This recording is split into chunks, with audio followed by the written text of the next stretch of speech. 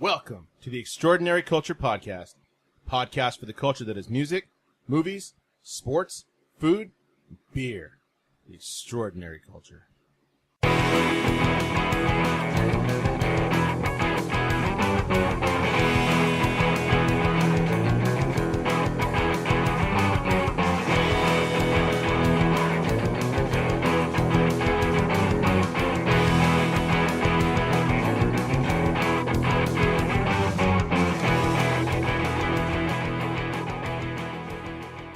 All right, we're coming to you from a hot August night. No, I thought we were going to go, what you want, baby, I got it. What you need, you know I got it. No, too many of those lately, man. Yeah, I know. Too many of those. I haven't seen any. So, on Thursday, the Queen of Soul, Aretha Franklin, passed away. Yeah, man. One of my mom's favorite singers. I right now can't bring myself to listen to Aretha Franklin just because there's so many memories going through my head. Heck yeah. Yeah. And just not just Aretha Franklin, just with my mom and I mean, how much I love her. how old was she? 76. Okay. Yeah, a little bit younger than you kind of expect, but, I mean, definite legend. Definite legend, man. Everybody knows that song. Hands down. And just from the Blues Brothers. Yeah, I forgot about that. I like those guys. I mean, oh, God, she was fantastic. I mean, and she was the right person at the right place at the right time. She was a black female talking about Black empowerment. heavy set female. Yeah, talking about empowerment of black people, talking about the empowerment of women in the 1960s where this wasn't expected and when everybody is saying, like, hey, we want our share of the pie, too. Yeah. I like pie. It's funny, too, because, I mean, we have all those memories about her, but one of those things that stands out to me the most, honestly, is when Jack Black was talking about her in School of Rock. Yeah. And WWE, baby. yeah. She opened WWF that one year. WrestleMania. Didn't she do WrestleMania? Yeah, she was at a WrestleMania. Yeah. America the Beautiful. That's right. Just had those pipes, baby. No, much respect there. But, hey, welcome to the Extraordinary Culture Podcast for the month of August. What'd you say, hot August nights? Hot August nights. Yeah, it definitely was hot last night, man. I'm telling you. I went outside about 8:30, and I was like, damn, it's still humid. It's ugly. I thought about getting on the treadmill, and then I was like, nah. It was just too hot. So what's going on, man? What's going on since last podcast? So we got my dream show coming up. The Surf City Blitz taking place in Huntington Beach. Now, October 27th is The Offspring, Pennywise, Suicidal Tendencies, Fear, TSOL, Snuff, Mad Caddies, Voodoo Glow Skulls. Good lineup. But the Sunday lineup for October 28th is Social Distortion, Rancid, Bad Religion, Black Rebel Motorcycle Club, The Interrupters, Rex, Aaron Lee, Chalstrom, and more. Okay. I got a weekend pass. I don't know about You you got a all. I weekend got a pass? weekend pass. Dude, did you guys hear about this shit with Mike Ness? Yeah. Yeah. But it's expected from Mike Ness. I mean, he punched out a Bush reporter before. Yeah. When I was talking to my friends who listen to Social D at my clients at work, we all kind of we're in agreement. It's like, you kind of knew this was coming. You're going to be doing something like that as the fan. What has it ever been explained what the fan was actually doing? The fan was flipping off Mike Ness. Well, he was pissed because he didn't like. I paid to see you play, not paid to hear you talk political. Mike Ness talks all the same shit and has been for 20 years. And that's kind of what we were. That was our back first when we were punk. It wasn't fucking cool. Inserts a different president into it. You walked around with blue hair. You got your ass kicked. Yeah, that's You listen to Live at the Roxy. Yeah. That's He what said we the were same telling him. That's what That's we were every telling set. each other. It was kind of like, look, you do that, it's probably going to happen. He's done it before. These guys will go off and they'll do it again. They're just trying to pin him because it's on video, social media bullshit. You can't even see shit on that video. Have you watched it? The one the fan recorded. You can't see shit. You can't hear anything the guy's saying. You ever been to a Mike Ness show or a Social D show or a Mike Ness show? You get to know that, he'll interact with the crowd. I've seen him talk shit to people in the audience before. And it's like, bro, if you're going to come and flip off the band, why the fuck you here? Yeah. Like, and I'm sorry, dude. If anything happens, Mike Ness is a god to his fans. Yeah. They're going to fuck that guy up if Mike does They were holding but, that back. true. But They were Mike holding Ness that is back. a boxer, though, too. Yeah. So Mike Yeah. Ness can go. I mean, besides just being a Yeah. punk rocker, he actually actively, on tour, trains to box. Yeah. So, like, how old is that motherfucker? He's not even 50. He's got to be older than that. He's got to be close to 60 Yeah. years old. 60 is easy. He can Slinging still, mitts. I'm pretty sure he can still go, or at least get in a few licks. Did you? Do you guys read the Hard Times news? Hot No. Times, baby. Hot Times. No. Hard Times. Hard Times is basically the punk rock version of The Onion. I'm familiar. I'm extremely. Which I follow him is- on Instagram. Yeah, which is absolutely hilarious. So I follow him on Instagram. I follow him on Facebook. That way, anything good comes up, I always stop and I go and read it. So the this week's current posting, of course, is Mike Ness beats up fan for 3 minutes longer than absolutely necessary. So they're like, everyone in the crowd's like, yeah, they started cheering him on, this and that, and then they realized this was taking a long time, and they're just kind of like awkward. And then, in the article, they fictitiously interviewed the guy who was flipping him off, and he goes, I don't give a shit about his politics. I kept flipping him off because he was playing his solo material. Which is good. Fuck that guy. That's funny. That is funny. So No, Mike but Ness, back, Cheating Ass back to Solitaire. Back to the Surf festival. City Blitz, though. That's a pretty solid lineup. Yeah. Yeah, man, that's our teenage years right there. No, I did get it. As soon as I saw that shit, man, I was like, man, I'm gonna get a weekend pass.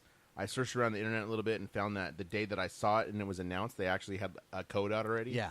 So I got tickets. Yeah, I think for, Rancid gave it out to everybody. they did. Well, yeah, because they did a couple of things. Sounds First, like there was Rancid. one for the actual for the Like the like the rewards. Surf City members. Blitz. No, Oh. just like Surf City Blitz. They threw out one, but it was like real small. And then the next day, it was the artist one. And then a couple of days after that, it was like, okay, here's the actual pre-sale code. So they let it out. But by then, I already had tickets. A 2-day pass was $90. That's a good price. It's $90. Because when you look at the lineup, you're like, yeah, that's worth $90. 45 a day. I looked at it like that. It's 45 a day for all those bands. And usually you're paying $45 to see one of them. Yeah. Yeah. Yeah. You'd pay $45 to see The Offspring and $45 to see Rancid. Yeah. Yeah. Or any one of those bands individually with a couple of good openers. You know, the hardest part about that nowadays, though, is the fact that, it's always Alicia and I. Uh-huh. We're into the same stuff. So if I'm going to go to Surf City Blitz, she's going to go to Surf City Blitz. So it's not $90, it's $200. Yeah, well, I had to buy 2 tickets. Yeah. So. Yeah, so then I do that, and then next thing I know, Anthony's starting to get into this shit now. He wants to go to see Alkaline Trio with us in October. And I'm like, okay, dude, you can come. Yeah. But, so now it's going to be Rick's going to be trading out his wife for his son. $300. And I'm like, Yep. that's a lot of extra duty I got to do. Oh, yeah, man. Yeah, I'm unfortunately sending this one out. I work on Sunday, so that's like 2 days I have to take off. I have to take off Sunday and Monday, so I'm like, not this time. I'll go to one of those days. I just Well, gotta figure it out. FYI, the 2-day passes are almost sold out. Like at that price. The thing about this is the price is going to go up as it gets closer to the show. What's the next tier? I don't know, but I kind of doesn't matter. Probably to like me. 120 for the 2 days. Yeah, something like that. I don't know. Weekend passes are almost done. When they sell them, you're going to have to buy days individually instead of the 2-pack. That seems to be what it's going to be. So if they raise the price to $60 a day, yeah, you're probably still doing 120, but you can't get the value of it. Yeah. So you couldn't buy it in. You can't get it cheaper. Yeah. Well, the 2 days it would be like you have to pay for each day. So I think is what it kind of is going to end up being. You know who's blowing up on that scene is the Interrupters. Yeah. They are blowing up. It wouldn't surprise me if they do. This seems to replace what Punk and Drublic was last year because the time frame is the same and it's in the same general area Gotcha. in Huntington State Beach. But next year, if they have something like this again, I can almost guarantee you, the Interrupters right now, their name is in the kind of the opening bands. They won't. They'll be the third band listed there. They're gonna blow up. They've been everywhere. They So performed they're on Jimmy Kimmel a couple of weeks ago. They're being number one on K-Rock. They just performed acoustic in the K-Rock sound space, and they're just gonna blow up. Good for them. Yeah. They're Yeah, the we slightly larger font right now. They're not the biggest font. Yeah, Yeah. they're not the biggest font, so they are going to blow up, though. Guarantee you. And They're good for gonna be them. second or They third they band pay their dues. now. Non-stop touring. Doesn't help to be associated with Tim Armstrong, but Yeah. but that's not not at it. all. That's not it. They're Yeah, just they they're just got good. them in. They're good, man. Yeah, Hands got down. them No, I got a couple of kids at work into the Interrupters. Like, I just can't stop listening to it. That song is She's Kerosene. It's like that song is so catchy. I keep listening to the album over and over. Good for you. Good for you. That's some good taste in music. Kiki, Hey, you just started back to school, right? the Kiki challenge. Yeah, I just did. Yeah. This is the longest week of my life. The first full week back to school. Oh, yeah. man. Try doing a full week of inclement weather because of the fires. You didn't realize I have kids eating in my classroom every day anyway. There's like 30 of them anyway, and they don't have recess, so it's the same shit. But they're not hyperactive 10-year-olds, right? I have You've never- 20, you've 20 never- boys and 10 girls. That don't know never how to seen high use school that kids. don't know how to use deodorant yet. Give Exactly. me that one. That's true. I'll give you that one. Play that. So what else is going on? So one of my favorite shows on Netflix is back. Orange is the New Black. Orange is the New Black. That's back. Yeah, they're it's still back. doing that. Yeah, they're still You know doing what? it. It's weird. Like I haven't watched it yet. I kind of don't have an interest. You know what? I'm thinking that I might just end it. I'll explain it later. I might end this season because my brother and I were talking about it. It just ends so perfectly. It wraps up all the loose ends, and then it's done. Oh, really? Yeah, like this one, you could like it wraps up all the loose ends. Things. I mean, there's a lot of characters that are not there anymore. Like Flacca's girlfriend is not there anymore because she got sent to another prison. Uh-huh. But it kind of neatly wraps things up. And a nice You little think package of You think both. this is it?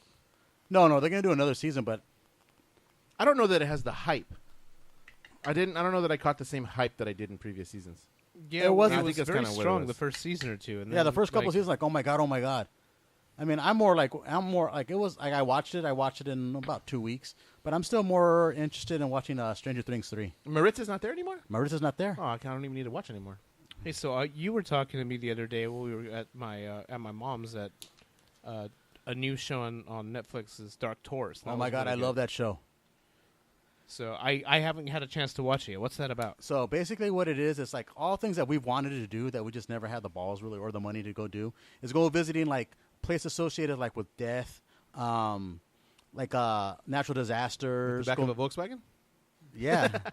Whatchamacallit, all kind of stuff like that. So like the first episode, it's in Latin America. So they go to Pablo Escobar's ranch and like visit his town and people who are like friends with like give tours. They also go visit like the that's real. That's dangerous. Yeah. Like legit. They go visit the Santa Muerte cult in Mexico. In the United States, they give tours of like Jeffrey Dahmer's place and stuff like Is that. it only like an hour long? It's about 45 minutes for each episode. Oh, really? And they have different places. Oh, In right. Japan, they do the where they have that huge Suicide. nuclear. No, they go to that suicide forest. Yeah. And they also go to the where they had that remember they had that nuclear reactor meltdown. Oh, yeah. Yeah. Fukushima? Fukushima. Yeah, they go to Fukushima. Good job, Dan.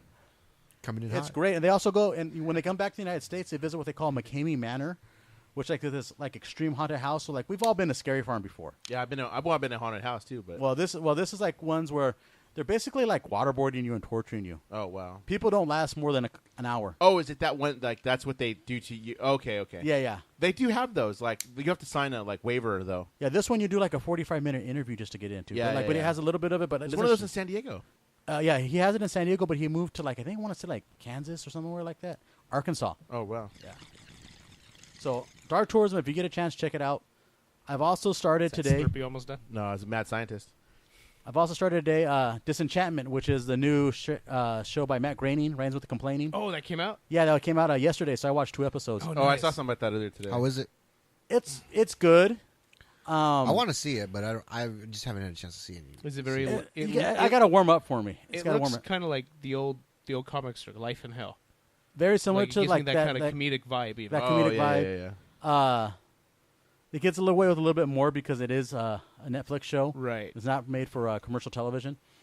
I watched the first 2 episodes. I enjoyed it because I'm a fan of Matt Groening. I like Futurama. I love The Simpsons. I still watch The Simpsons even though it's way past its prime. Still on? Yeah, I'm it's just kidding. How's Season the 28. language? Like, do they I cuss on the show? pretty or- much just binge. No, they watched don't it at the end cuss, of but the like season you now. see like the main character, she's a princess. Like she takes off her top. Like you don't see anything, but like it's like don't look at my daughter.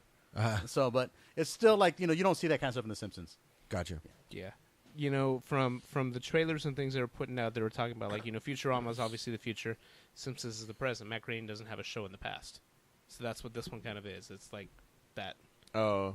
vibe, but it's That makes his, sense. It's his past comedy. And When you basically, think about it chronologically. what it is, I'll explain it in a nutshell.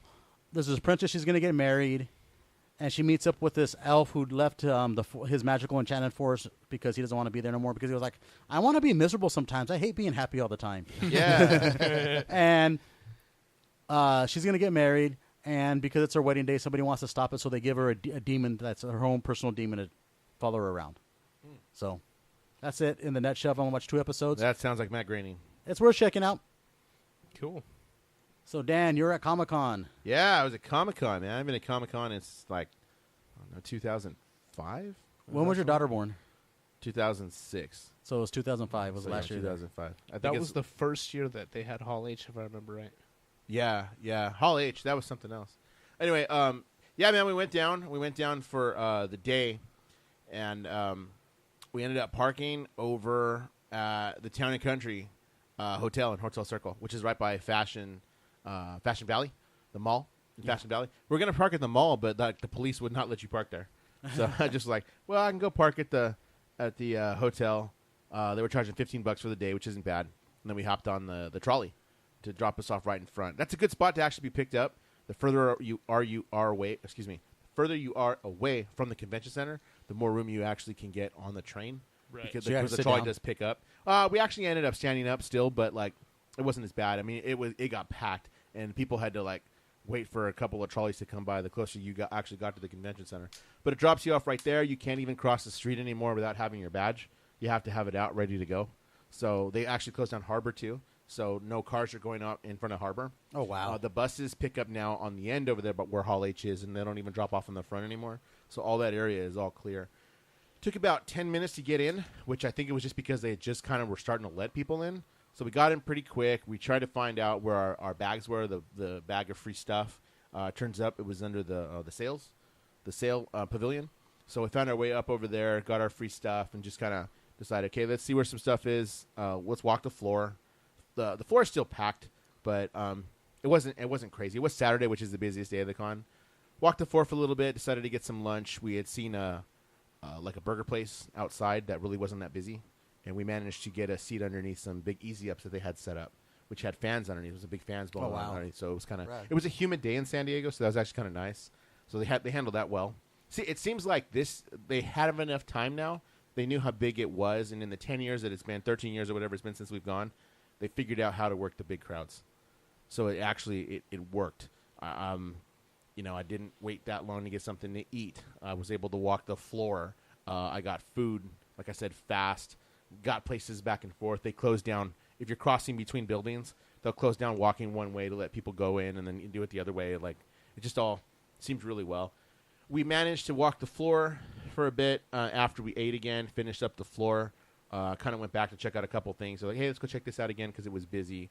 The only thing bad I have to say about it is they still do some of the signings on the floor. I kind of feel it's unnecessary to do signings at the DC and Marvel booth because you have to like find time to get in there when they're not doing a signing because it gets so packed. Yeah. With the lines they do that. So was that like part Jim kinda Lee? sucked. Yeah, if they had like Jim Lee was signing, like it was packed because of, they got the lines going in there. Like that's kind of stupid. That part was dumb.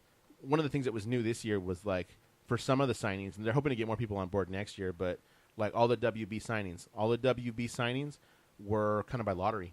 So you didn't have to wait for them. You put in for them online, and then if you got selected, you were given a time, too, that you were going to come back. Oh, wow. So that actually kind of worked. For some exclusives, too, it worked that way. If you actually got picked, you actually knew, okay, I can go back to that booth at 1 o'clock, and I can get my stuff. So it kind of worked like that. I'm hoping more people jump on board like that because it makes it easier. They still have the jabroni signings? Yeah, there was, but I had kind of wanted to go check that out. But we ended up doing some other stuff, so I didn't get back up there to see how all the jabronis were up. But they still do have that. Because I remember one time, the first year we went, we saw Superboy from the TV series. Yeah. It's a little bit more different. I kind of had wanted to see Victoria, the wrestler, the female wrestler. Uh-huh. I was like, if she charges like $20, I'll go get her autograph. But I never made it back up there. And Virgil wasn't there? Happen. I don't know. I didn't see him. I was going to say we were up there when it first opened though, and signings didn't start till a little bit later, so we didn't get that part done. At some point, we kind of looked at the times for stuff and figured, Kevin Smith is doing a panel in Hall H. The big thing this year was that Marvel and Star Wars did not have any kind of panels, so Hall H wasn't impossible to get into. So about 4 o'clock, just after 4 o'clock, George and about I 4:20. Yeah, about 4:20. We had a minute to burn, and decided to go down there and see if let's go get in line for Hall H and see if we can get in for Kevin Smith's panel at like 6:45. We waited like maybe 15 minutes in line and were able to see the end of the Women Who Kick Ass panel, which had the new lady that's the Doctor. We caught the end of that one, and then we saw the Deadpool panel. So we saw Ryan Reynolds, and then we saw, of course, the Kevin Smith panel, who went way over time. That boy came to. Oh man, always does. He was supposed to be done by 7:30, and we were like, it was after 8 o'clock, and we were still there. And he was talking about Schnepp during that too, right? He was he showed his new trailer for the new Hollyweed. Yeah. He showed Yeah. the first episode, Yeah. which How was it? it's funny, but I don't know that it's going to get picked up. Like Well, I the think it's way just that gonna they be on want to YouTube, isn't it? the way that he wants to do it is to like crowdfund it. So if he gets enough money to make like 6 episodes, then he'll make 6 episodes, like by fun, and then you get some rewards kind of thing to do it too, kind of like that. That's how it's going to be done. It was funny, but I don't see it. There's no way it was going to be on network TV. Sure. Yeah. There's just no way it was going to be on network TV. Well, but then Netflix has a series about. It's with who's the mom from Waterboy? Oh, Kathy Bates. Yeah. Yeah. She runs a weed store. No, it wasn't the content. It was just some of the the jokes and stuff. There's no way they're going to make TV. It would have to be a Netflix or a streaming service. Sure. Yeah. There's no way it was going to be like ABC's not going to show that. Right. You know what I mean? Because it would make jokes about anal and stuff like that. Well, I thought And it was then- a YouTube Red series. It's not YouTube Red. It's some other thing. I can't remember what it was called. Yeah, it's a weird one that I It's don't a remember. weird one. It's kind of an upstart. Gotcha. And he's kind of helping him out doing it, and it's basically that. And that's Basically, just Alex Jones will if be people on will there pay soon. like $2 to film an episode, then he'll film 2 episodes. If he gets a chance to film 6, he'll film 6. It's totally dependent on how much he makes. Is how many episodes he'll make of the series. Gotcha. So I mean, it was funny. George and I both laughed and thought it was funny, but it was like I don't know if that's gonna last past like 6 episodes. The humor kind of gets old. Sure. Because it really wasn't like Right. any kind of like. I'm sure if that's a dramatic series, like something like Breaking Bad, then you'll kind of get onto the drama of it all. But this isn't that. It's dick jokes. Yeah. It's dick and anal jokes. So. Should be a movie. Yeah, that's what I kind of thought. The whole thing should be a movie, or a miniseries with a definite start and ending. right? Well, maybe yeah. that's essentially what Which it's sounds going to like what just he's be. aiming is for. a- If he it's does just a that, I miniseries. think then it'll be okay. Yeah. If he does kind of that. The other thing he did was he showed a short film by Grant. Is it Grant Gustin? Grant Gustin and Tom Cavanaugh from The Flash. Yeah. Yeah. Oh, that was hilarious. They did this little short film where they're kind of bank robbers, and it's basically a 1-camera shot because it's basically them in the car trying to go over like, okay, how do we do this, and all kind of stuff, trying to figure stuff up. Grant Gustin plays the dumb one, and Tom Cavanaugh is the straight one. And it was hilarious, dude. It was hilarious. Then he brought them out. I actually saw them walk out into the crowd when it got dark. Like they watched it from the audience to kind of gauge what the audience response was. And then he brought them out and had a panel with them, which is why he went so overtime. Then he told his heart attack story and stuff like that.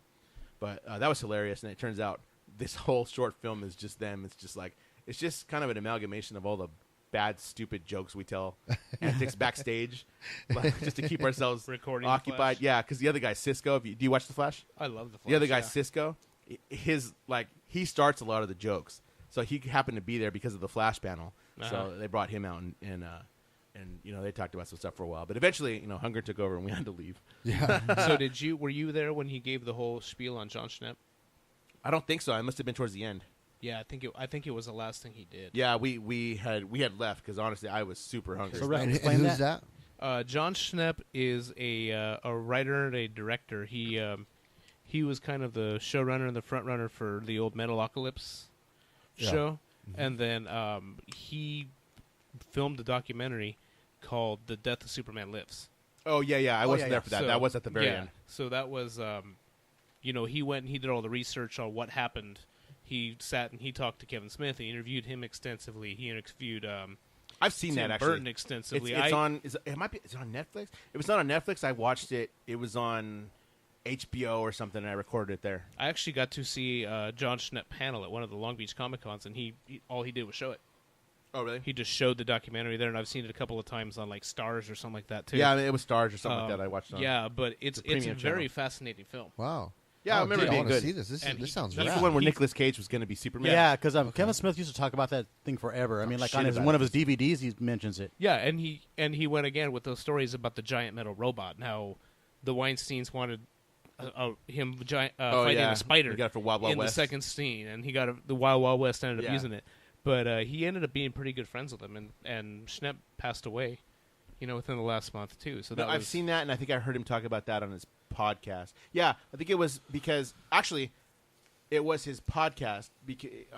What happened was when he ended the panel there, then he went down to whatever theater he was doing Hollywood Babylon because it was like minutes later. Yeah. Like, he got transportation right over to theater where they filmed Babylon. So that episode, Babylon, that was filmed down at Comic-Con, he talked about that. Yeah, I missed that. Yeah, it was. I don't think I missed very much, but I got hungry. But that was super heartfelt, man. That was him talking because Schnepp is a nerd, and he's he was one of you guys, and that's what Kevin Smith kept reiterating in that final thing. He was saying he was one of you guys. We lost one of us. He was a good guy, basically.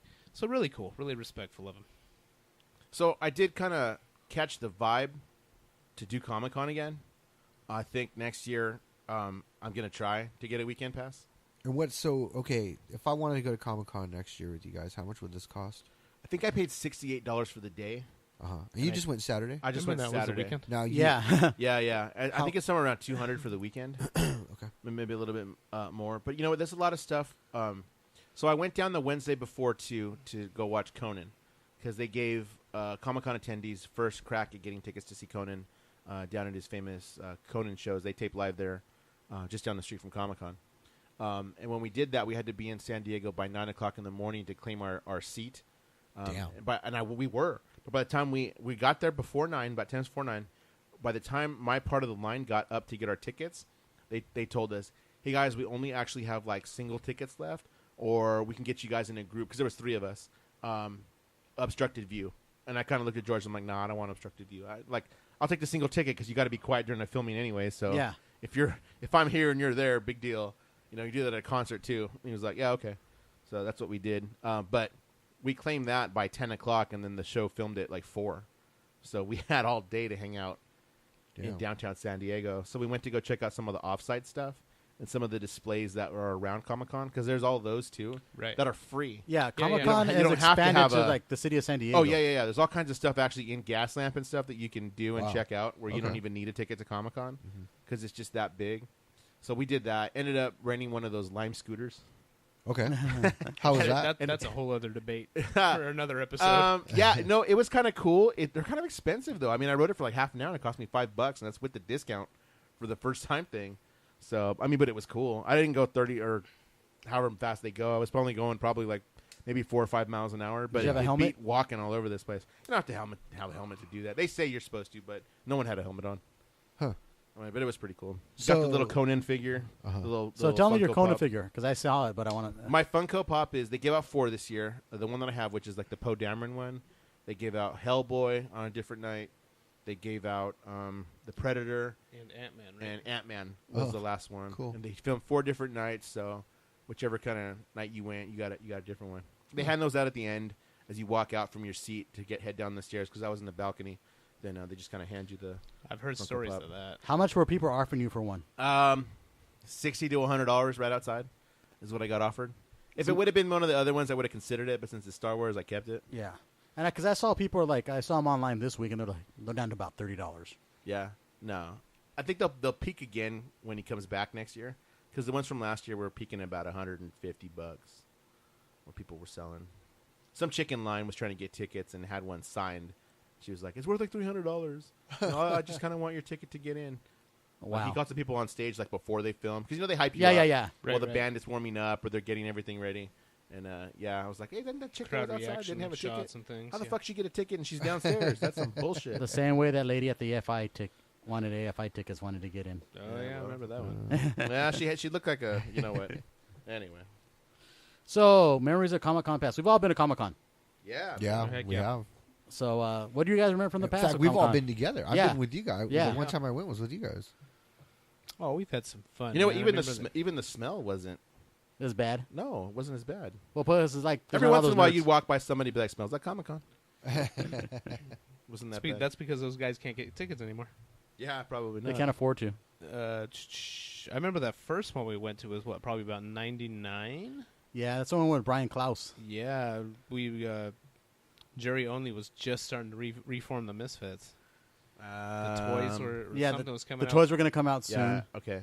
And then he gave away So the it was- Resurrection poster. Yeah, It was 99, I want to say it was 99. That first year when you guys went the first year, they had the Emperor's New Groove. 2001. Yeah. Well, because someone was just talking to me about the toys because I have the 2. The ones at the shop? Yeah, I have the ones at the shop, and they were looking at it. He goes, when did these come out? I'm like 99, 2000, and he looks, he's all 99. I go, yeah, that's probably when I got them. Yeah, They were supposed to make 2 other ones. They were supposed to make Chud and... Actually, I think the back of the package has... No, it just Coming says collect soon. them all. Yeah. Because Because it was supposed to come out with Chud and Michael Graves, and it never happened. Yeah, that's what I was telling him. I go, there's supposed to be some other ones, but it never. Because they didn't sell. They went for $40 a piece when they came out, which is what I paid for them originally. And then I actually might have 2 or 3 sets. Yeah, I got because the they were other like on ones a the second secondary time market for like half price. $5. I got them super cheap, maybe $10. you Oh, saw them shit. at Big Lots. Yeah. I don't They think got it them at was that Spencer's bad. on clearance or something. But yeah, no, I would do it again. Like I'm totally amped. Just that whole feeling. I didn't even spend that much money. I bought this company called Super 7. who makes action figures. They call them reaction figures. Yeah. They make classic action figures. They redo them. So they did the Crimson Ghost. Oh shit! So I have them in black. I have them in red, and then the exclusive was a glow in the dark one. You know, I just saw that so on the I got Amoeba that. feed today. Yeah, I did see that on the Amoeba. You feed. said that you were when you were going to Comic-Con, you were going for specific things. Was this one of those? Yeah, that was specific one of those things? things. It was Right, those right and a on. couple of pins, some Misfits pins from a company that's actually in I think Tustin. Oh shit! Yeah, they had them down there. It's kind of cool. Dude, back in the day, I remember so many of those people though were just hung out on the floor, and it was no big deal. Like Kevin Smith hanging out at the View Askew Oni Press booth. Yeah. Yeah, this year you it had could practically just walk up to him and be like, "Hey, what's up, Kevin?" This year they recently canceled. Comic Book Man had a little spot there charging $25 for a selfie. Dude, I got a picture. I got a signature from Walt Flanagan on a Clerks action figure. So do I. when Well, nobody knew who the heck he was. It was No, you Tell Him still have Steve these, Dave. right? I still have yeah, them. yeah. The Clerks in action figures Yeah. signed by Steve Dave and Yeah, Walt I had it Flanagan. signed by Walt Flanagan, and he just totally he signed it and he put the little talk bubble that says "Tell him Steve Dave." I remember I've even posted on like the Comic Book Man site, like goes, how much are these things worth if I was to bring them into the shop? And they never answered me back. That's funny. These guys wanted $25 for a selfie, and then I have a picture of me with Kevin Smith where I had him sign one of his comics, and in the background is Kevin Smith and Brian Johnson, actually. Or not Kevin Smith. Dude, I have signed Walt Flanagan and Brian Johnson are in the background selling View Askew shit. You want to know how old that shit is, dude? I have a signed copy of Clerks VHS by Kevin Smith. Because that's how old that stuff was, man. And then running into people like friggin' Virgil, the wrestler, or Lou Ferrigno. But Lou Ferrigno always TV Mike. charged. TV Mike. Mike TV. Mike TV from Willy Wonka. From Oh, Willy yeah. Wonka and the Chocolate Didn't he die? Factory. Yeah, I remember we met Mankind there. Yeah. Yeah. The Chaos Comics booth. KS Comics. I actually did run into that guy. I bought a Chaos Comics. Brian had a- Pulido? Brian Pulido. He runs something called Coffin Comics now, and he's revived Lady Death yet again. He This had is like some the ex- he had fourth some incarnation. exclusive- He had some exclusive covers, and one of them looks like the cover looks like the package, the classic package of a Star Wars figure. So I picked up one of those and told him, "Oh, I still have all my Chaos Comics toys." And he's like, "Oh, that's cool, man." Like back in the day. Yeah, I think I have mine signed by like the Chaos Comic crew. And I got the Rey Mysterio comic, number 1. Lucha's making a big splash in this stuff. Lucha Libre's making a big splash. Did you Jeez, get- I remember did you there get was a like Joey one Ryan guy comic too? selling masks there. What's that? Did you get a Joey Ryan comic? No, he was there. That was the booth he appeared at, but I wasn't there on that day. He appeared on Sunday. I think the day I was there, It we was weren't there at the time, but I think it was John Psychosis. Hannigan, wasn't it? No, I think it was Psychosis the day I was there. I know Marty Elias and Taya and John Hannigan. Yeah, a were bunch there. of them were there either Friday or Sunday. Yeah, I mean, the times that we were at Comic Con, we saw the San Diego Convention Center double in size. And when we used to go, there was no Hall H. It was room 7 A B C D or something like That that. was the first time, and then it became Ballroom 20. Yeah. That was about 2 or 3 Although years later. the only line I saw that's still like, because everything seems like they've dealt with this enough that there's not. I mean, there's still lines for stuff, but not like anything. You know, they make it manageable. Was the Masquerade? Like when I got into the convention center at 10 o'clock in the morning, there was already a line. for the Yeah, Masquerade. I never been on the Masquerade until I started going for WonderCon. Yeah. And what's it's the worth going. masquerade? It's a party or something. No, It's it's like the the costume, costume contest. Yeah, yeah. It's like all like, and then when we went, there wasn't professional cosplayers quite yet. People like would still make their cardboard costumes of Optimus Prime and walk the floors. It was fun, That dude though. needed to do It was deodorant. fun. So like now there's like professional cosplayers. Like Ivy Doom Kitty's one of them that I could think of offhand. Sure. So I did see Annie Mia. What's her name? You know what I'm talking about? She's a cosplayer. I see don't her. follow cosplayers enough. I did see her. I've seen her online, and then I was like, "Why does that chick look?" George pointed it out, and I'm like, "She looks familiar." And then I was like, Just "I don't know." Maitland Who she Ward is. there? And then I saw her stuff later, and I was like, "Oh, I walked right by her." Oops. Oh well.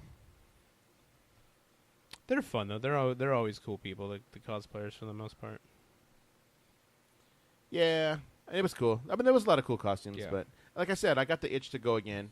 Not so much to like buy a bunch of stuff, but just to have time to like, check it out. Just that vibe was like, dude, I remember coming down here and kind of like that nostalgic vibe of like, I don't want to feel like I have to rush everything, and I didn't.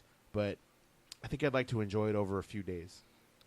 So you're gonna book your plans now to go to Comic Con? Yeah, as Instead soon of as it like goes on the sale. last minute, like When do having they to go on cancel. sale? I don't even know, man. Don't they go on sale like the beginning of the year? I don't know. I just I go to think they do. WonderCon and I I don't haven't worry taken about for it. months. Uh-huh. George is the one that stays on top of that. Uh-huh. Because he has a buddy that goes and all that dude did was buy exclusives. He was there at 5 o'clock in the morning. to buy exclusives for stuff, Dragon Ball Z stuff and Funko Pops. And I don't know. George's like, I don't want to do that shit. George didn't buy anything. He's like, I'm going to spend money to spend money. George spent money on food. Was it?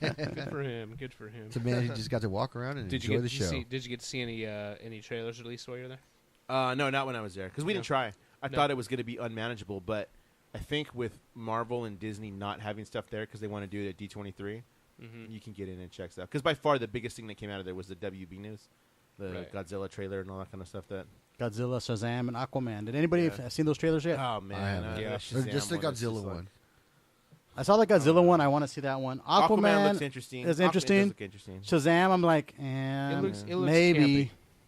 It does. It looks like Batman 66. Yeah. Yeah, I don't know. We'll I mean, I've seen the Fantastic Beasts one looked good though. Harry Potter. Yeah.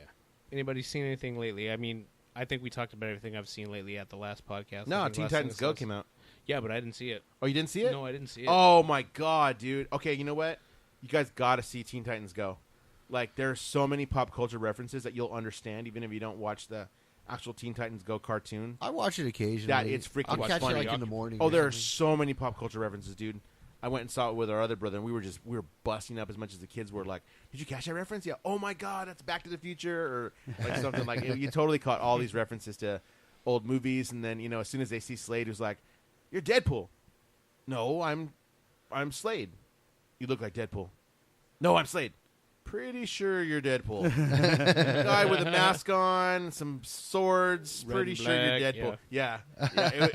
It was funny. you know what? That's just throwing it right back at him because they did in the Yeah. first movie. Right. Yeah. It's totally. Yeah. And it just is. And it's comedy. It was hip.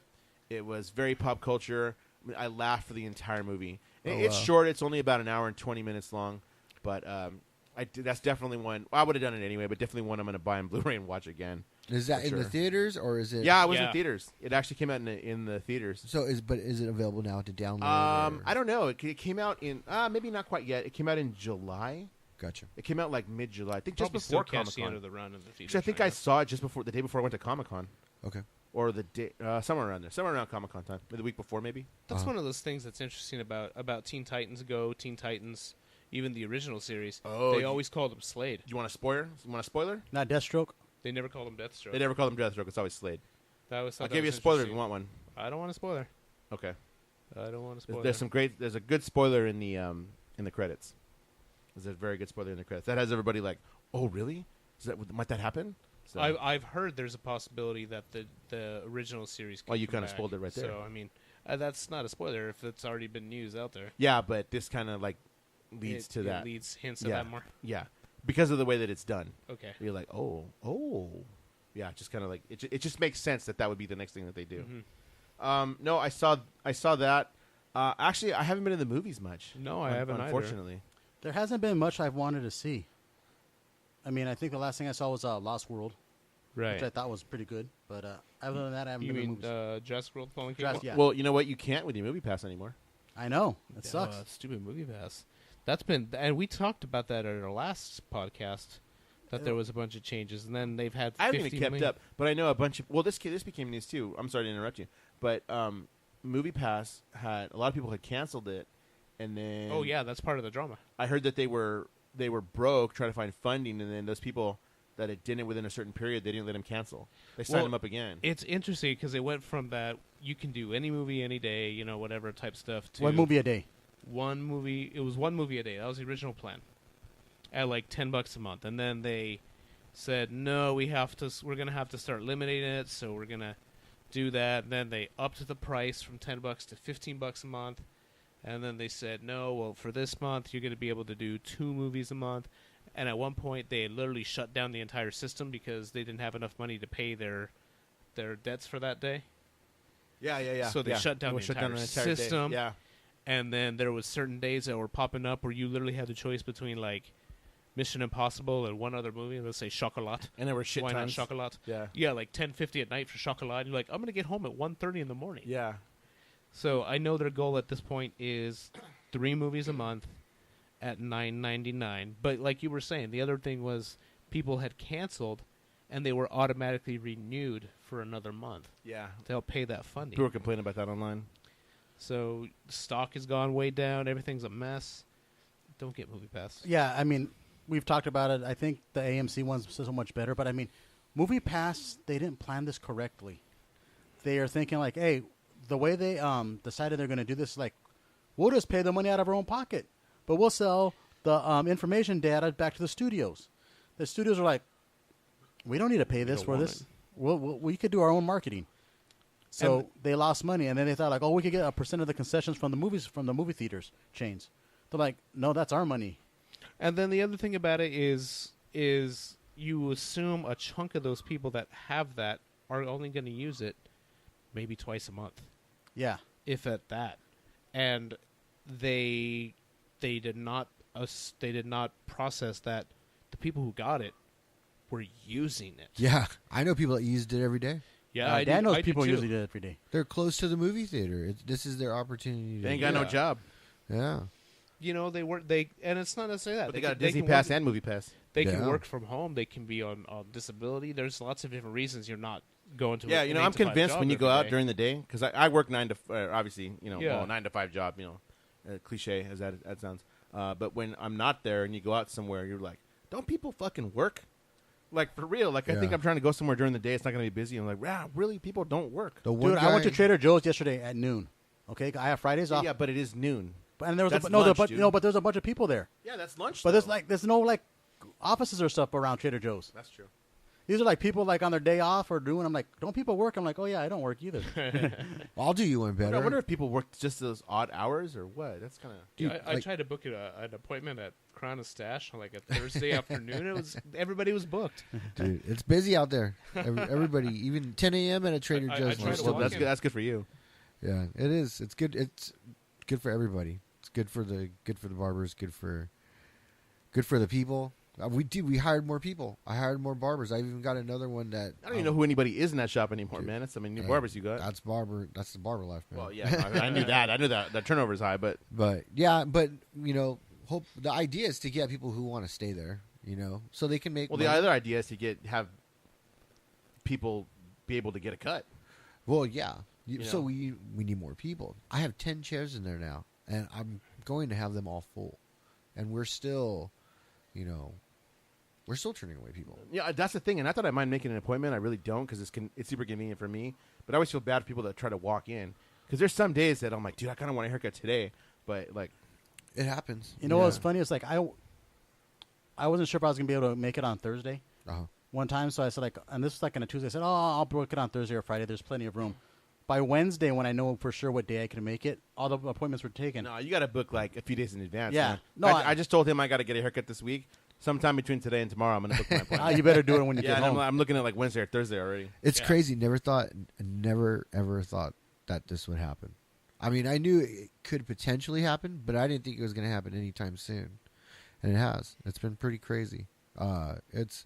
Which is good. It's good for the new people that we hire because it gives them an opportunity to step up and, look, this is what I was talking to you about when we first met, it will get busy. You kind of got to just ride it out. But it ain't no thing. You just got to work through it. It's going to be rough. It's not going to be easy. People they're not going to want to get cut by you. They don't know you.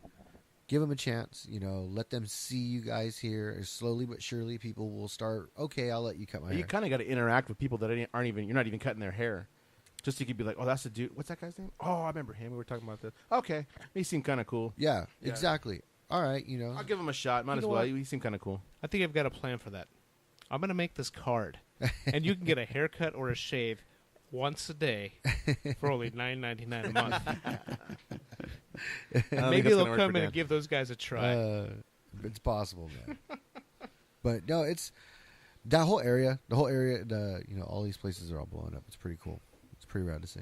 Actually, that might not be a bad idea if somebody was like, "Yeah." If even if it's just talking to someone, it would be outside. You got to hustle. You know what I mean? So you meet people outside, be like, "Yeah, I'll give you $5 off," because this guy's you're gonna pay him anyway. Yeah. You're only taking a loss to himself. First cut. $5 off your first cut. Dude, I make it very known to like the barbers, especially when they start becoming an issue. It's like, you're paying me to be here. That's what I'm saying. Yeah. So could somebody actually do that? If I wanted to go hustle outside and be like, yeah, I cut hair. Hey, take this. I'll give you $5 off your first cut with me. So got to be with me. The way I would address that is you're the independent contractor. Yeah. You take the hit on it. So because I'm still going to pay you. I'm not asking you to charge me $5 less, but I'm hoping to get a new customer. You're cutting into your profit by doing that, but that's okay because it's only a one-time deal. Right. So you're just establishing a connection that's called an investment. You like your cut. Be like, I like the way he cut my hair. Okay. He doesn't give. It's just one-time cut. Yeah. That's it. Yeah. So I mean, no, there's no problem. There's no problem for that. Problem is nobody wants to do that. Right. Unfortunately, they'd rather sit on their phone and it's hey, nobody. Everybody's different in how they choose to run their business. Underneath us, Shit, I think I would do that, dude. If I were a bar, I'd be like, Yeah. I'd go hustle come outside. get your hair cut with me. I've seen it happen before, and I've seen it pay off. I've heard about it from very well established barbers who are a little bit older than us, but not like in their 50s or anything like that. Not saying that those guys are anything worse or whatever. I'll take a cut of a couple bucks to think, hey, it might get you back for a second cut at regular price and then make you a regular. It's all in your business plan. Yeah. There's only so much that we can do. Yeah. There are a million ways you could skin a cat. and honestly, it's not your job. You're providing the booth. You're providing the He's not housing losing any money, area. like I was saying. He's They're going to paying make him anyway. he's going to make his money. It's up to them. Somebody how else they comes want to along succeed. that says that they can do a better job. You're going to hand out a bunch of cards, and in reality, maybe 5, 6 of those people are going to come in and actually take advantage of it. And if you're lucky, so what are you losing? $30? Yeah. You lost one cut. It's motivation. Yeah. I always tell everybody. But it potentially gained maybe 3 or 4 new customers. Yeah. I'm equal opportunity. I'm You kinda I'm have equal to be, dude. opportunity down to the bone. This is your work ethic is going to show me everything that I need to know. I know how much you make. It's this. You have every right to make as much money as I do. Heck yeah. More. You have every right to make more money than me. You should want to make more money than me. I'm just hosting the party. It's up to you guys to get the party people going. We're going to do our part. We're going to help out. We're going to help promote the shop where there's things that we want to do, but you put some work ethic behind what you're doing. So So what you guys listening to these days? I'll tell you, I listened to the new Lucero album. how is it? Dude, It's good. I liked it. I wrote a bunch of notes on it because I was just sitting there this afternoon. Well, let's hear it. You know what? And I'm not gonna lie. I like how I took notes. I like Lucero. I've never been like the biggest fan. I think the only album I have is Tennessee, which was released in the early 2000s. Lucero, honestly, I would have called them sad country. Based on the album I do have, I like it. It's a good album, but the newest one's called Among the Ghosts. It came out at the beginning of the month. Dude, it's just awesome. It's got this like southern gothic feel to it with the country. It's just really cool.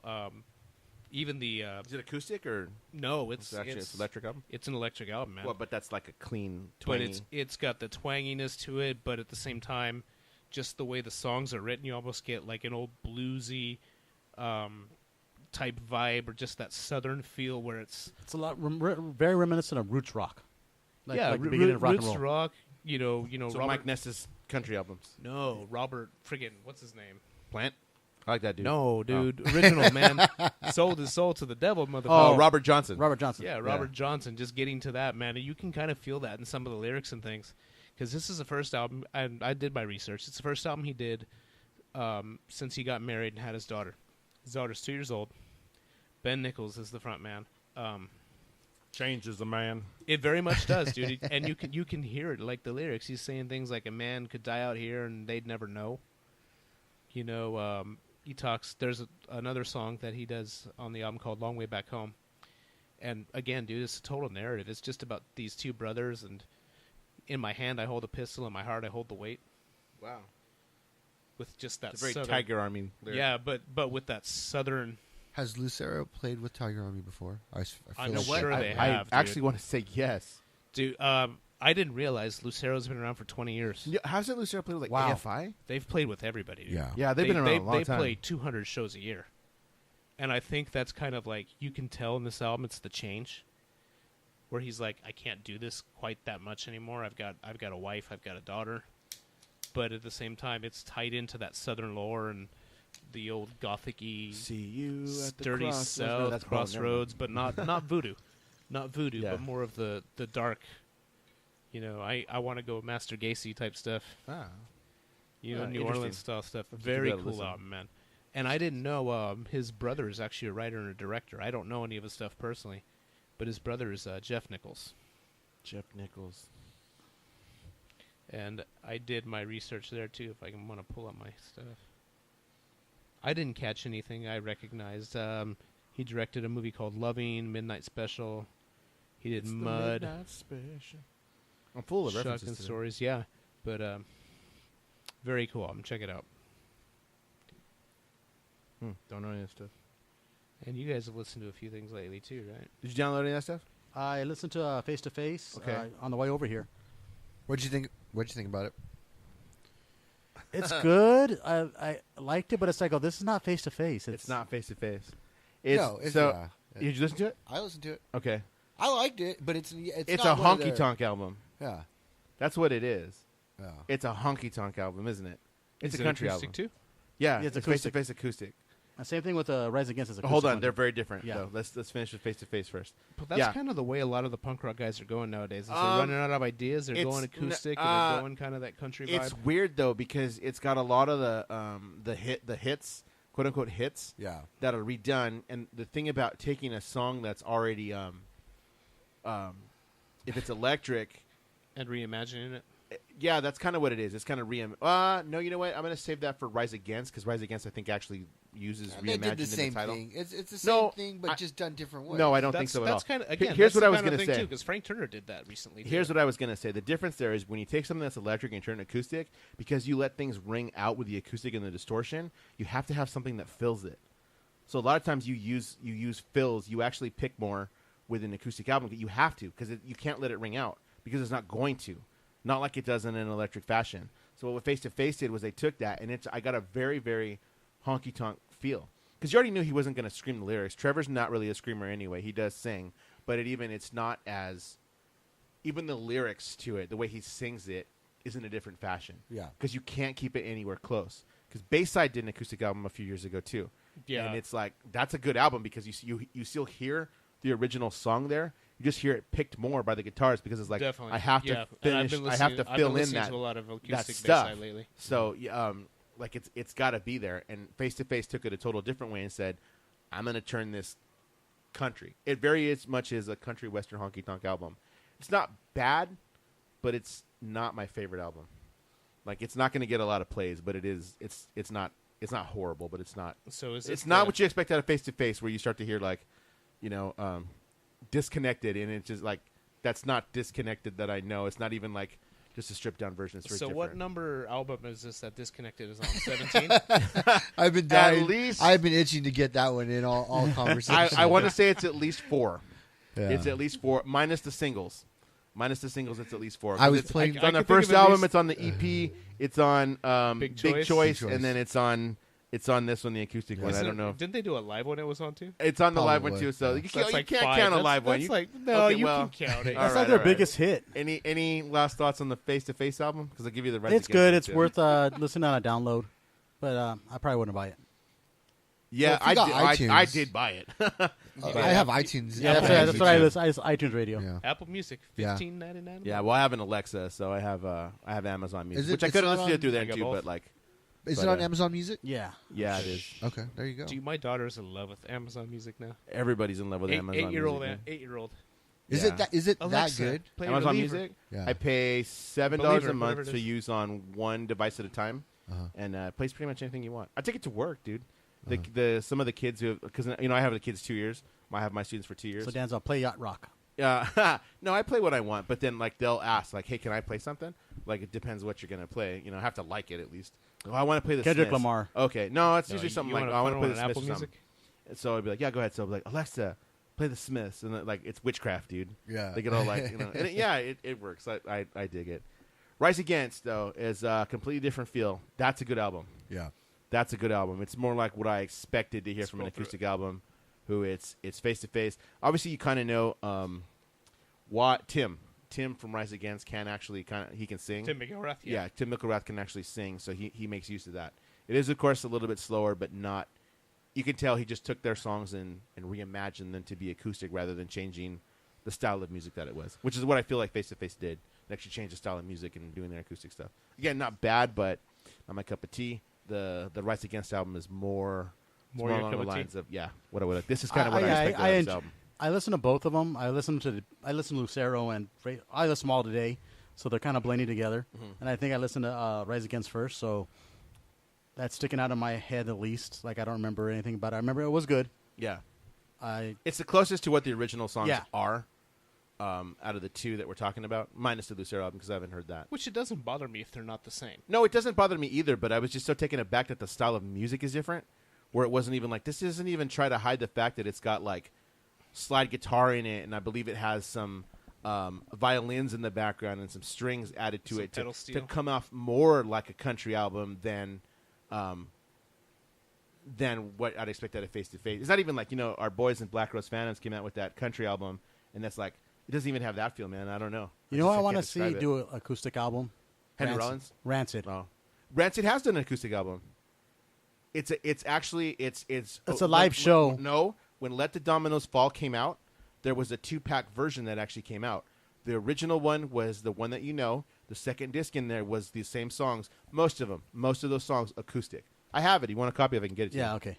Yeah, no, it's really, really good. Because when we saw Rancid play with H2O at the Fox Theater, they did an acoustic set. They said, like, when we're on the road, this is how we play it. And they did an acoustic set, what I thought was awesome. So I just would like to see them do, like their greatest hits acoustically. Yeah, well, Let the Dominoes Fall, most of the songs on there, which is East Bay Night and L.A. River and Last One to Die and all that, are all done acoustically on that second disc. Which is why, for a long time, I was still buying CDs, was because they were still coming out with those, like, 2-disc sets that was, like, the second one has all the bonus content. They weren't doing that online. You could only get the original one.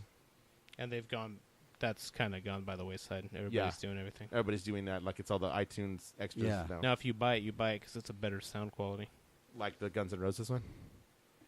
That's what Guns N' Roses did. No, that's what Guns N' Roses did, though. They released Appetite again with better sound quality and that extra song. But I mean, that's why you buy a hard copy of a song nowadays, is because an MP3 quality is not the best quality. No, it's not.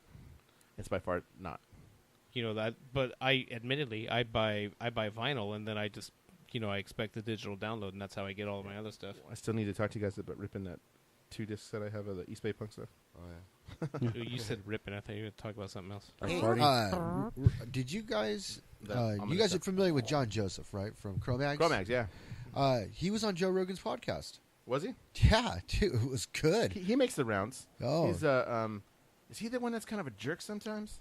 I don't know, but man, he tells Joe Rogan his story of like how he became who he is. Is he the one? Is he vegan and all that too? He's vegan. Yeah, okay. He wrote a book. It's called Meats for Pussies. Meat is for Pussies. See, he's kind of a dick too. Yeah, John Joseph is known for that. I've heard that before. Yeah. But this was a cool conversation. Man, you learn why he's so fucked up in the head. That dude was abused through the foster system growing up, and it ruined him. Then he was in the Navy. I think it was the Navy. Yeah, in the Navy, and went crazy, and then got out, and then he met Bad Brains, and then from there he. Thought he found spirituality. Yeah, Rasta. They got him a job at this like health food store, and the guy who owned it was Krishna. Yeah. And he took him to their temple, and that's how he became. Oh yeah, John Joseph is Krishna, huh? Yeah, yeah. So that's how he became. John Joseph is that weird period of New York hardcore where it's like he's kind of the gap between just the agnostic front, heavy type stuff, and where it kind of went like Shelter, like Ray Capo and all that, the Krishna stuff. Yeah, it was that might be worth a listen. It was really good, and then Rollins was on there a couple of days after. Oh man. I have to check that out. Rollins just came out with a new Showtime special. I haven't seen it yet, but I have it saved in my Showtime app. Hey, I have Showtime too. I got to check that out. Yeah, it's called Keep It Up or something like that. Keep Talking, Pal. Some of his spoken word shows are hilarious. Oh yeah, He in general, like I Shocking haven't seen him in a Knowledge while, but great. if you get a chance to see Rollins live, just to see him in spoken word, God, I think it's You'll been like enjoy almost 18 years when we saw him you'll at enjoy the it. Glass House. Joe Rogan asked him. He goes, "If I was to read any of your books, which one would I start with?" And he said, "Get in the Van."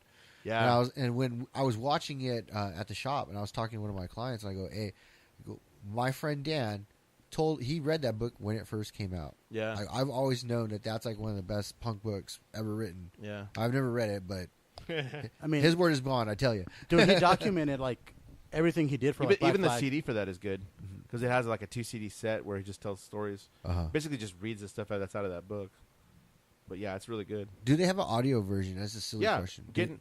well, I have it on CD, so you can get it that way. Okay. I don't know if they have the audio version of the book, but a lot of what's on the disc is the same stuff that's in the book. There's a lot that's left out, but like I mean, he talks about like he hears like 5 Misfits songs in a row. He's like, who the hell's playing the Misfits because they only play on Halloween? He goes upstairs like, oh fuck, it's the Misfits. Was that the 90 with 138? Yeah, That's Evil. Hey, They were to record Evil Live. Brian was showing me this goddamn fly. Brian was showing. I hung out with Brian last week. Oh yeah, you were telling me. Yeah. So Yeah, I heard. He showed me, and I have it here on my YouTube list.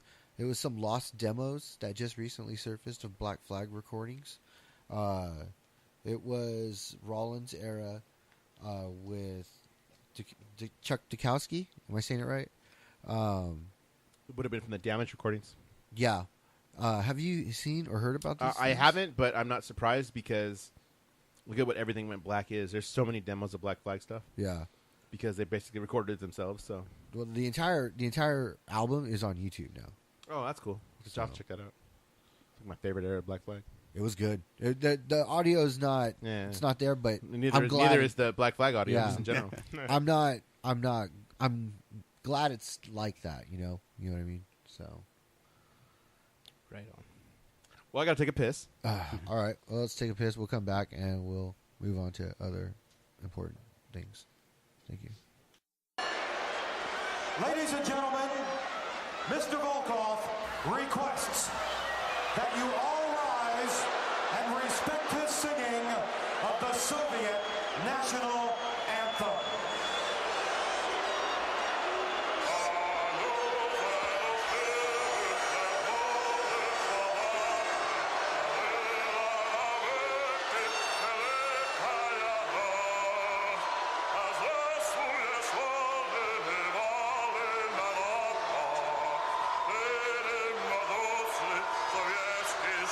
Did you get him?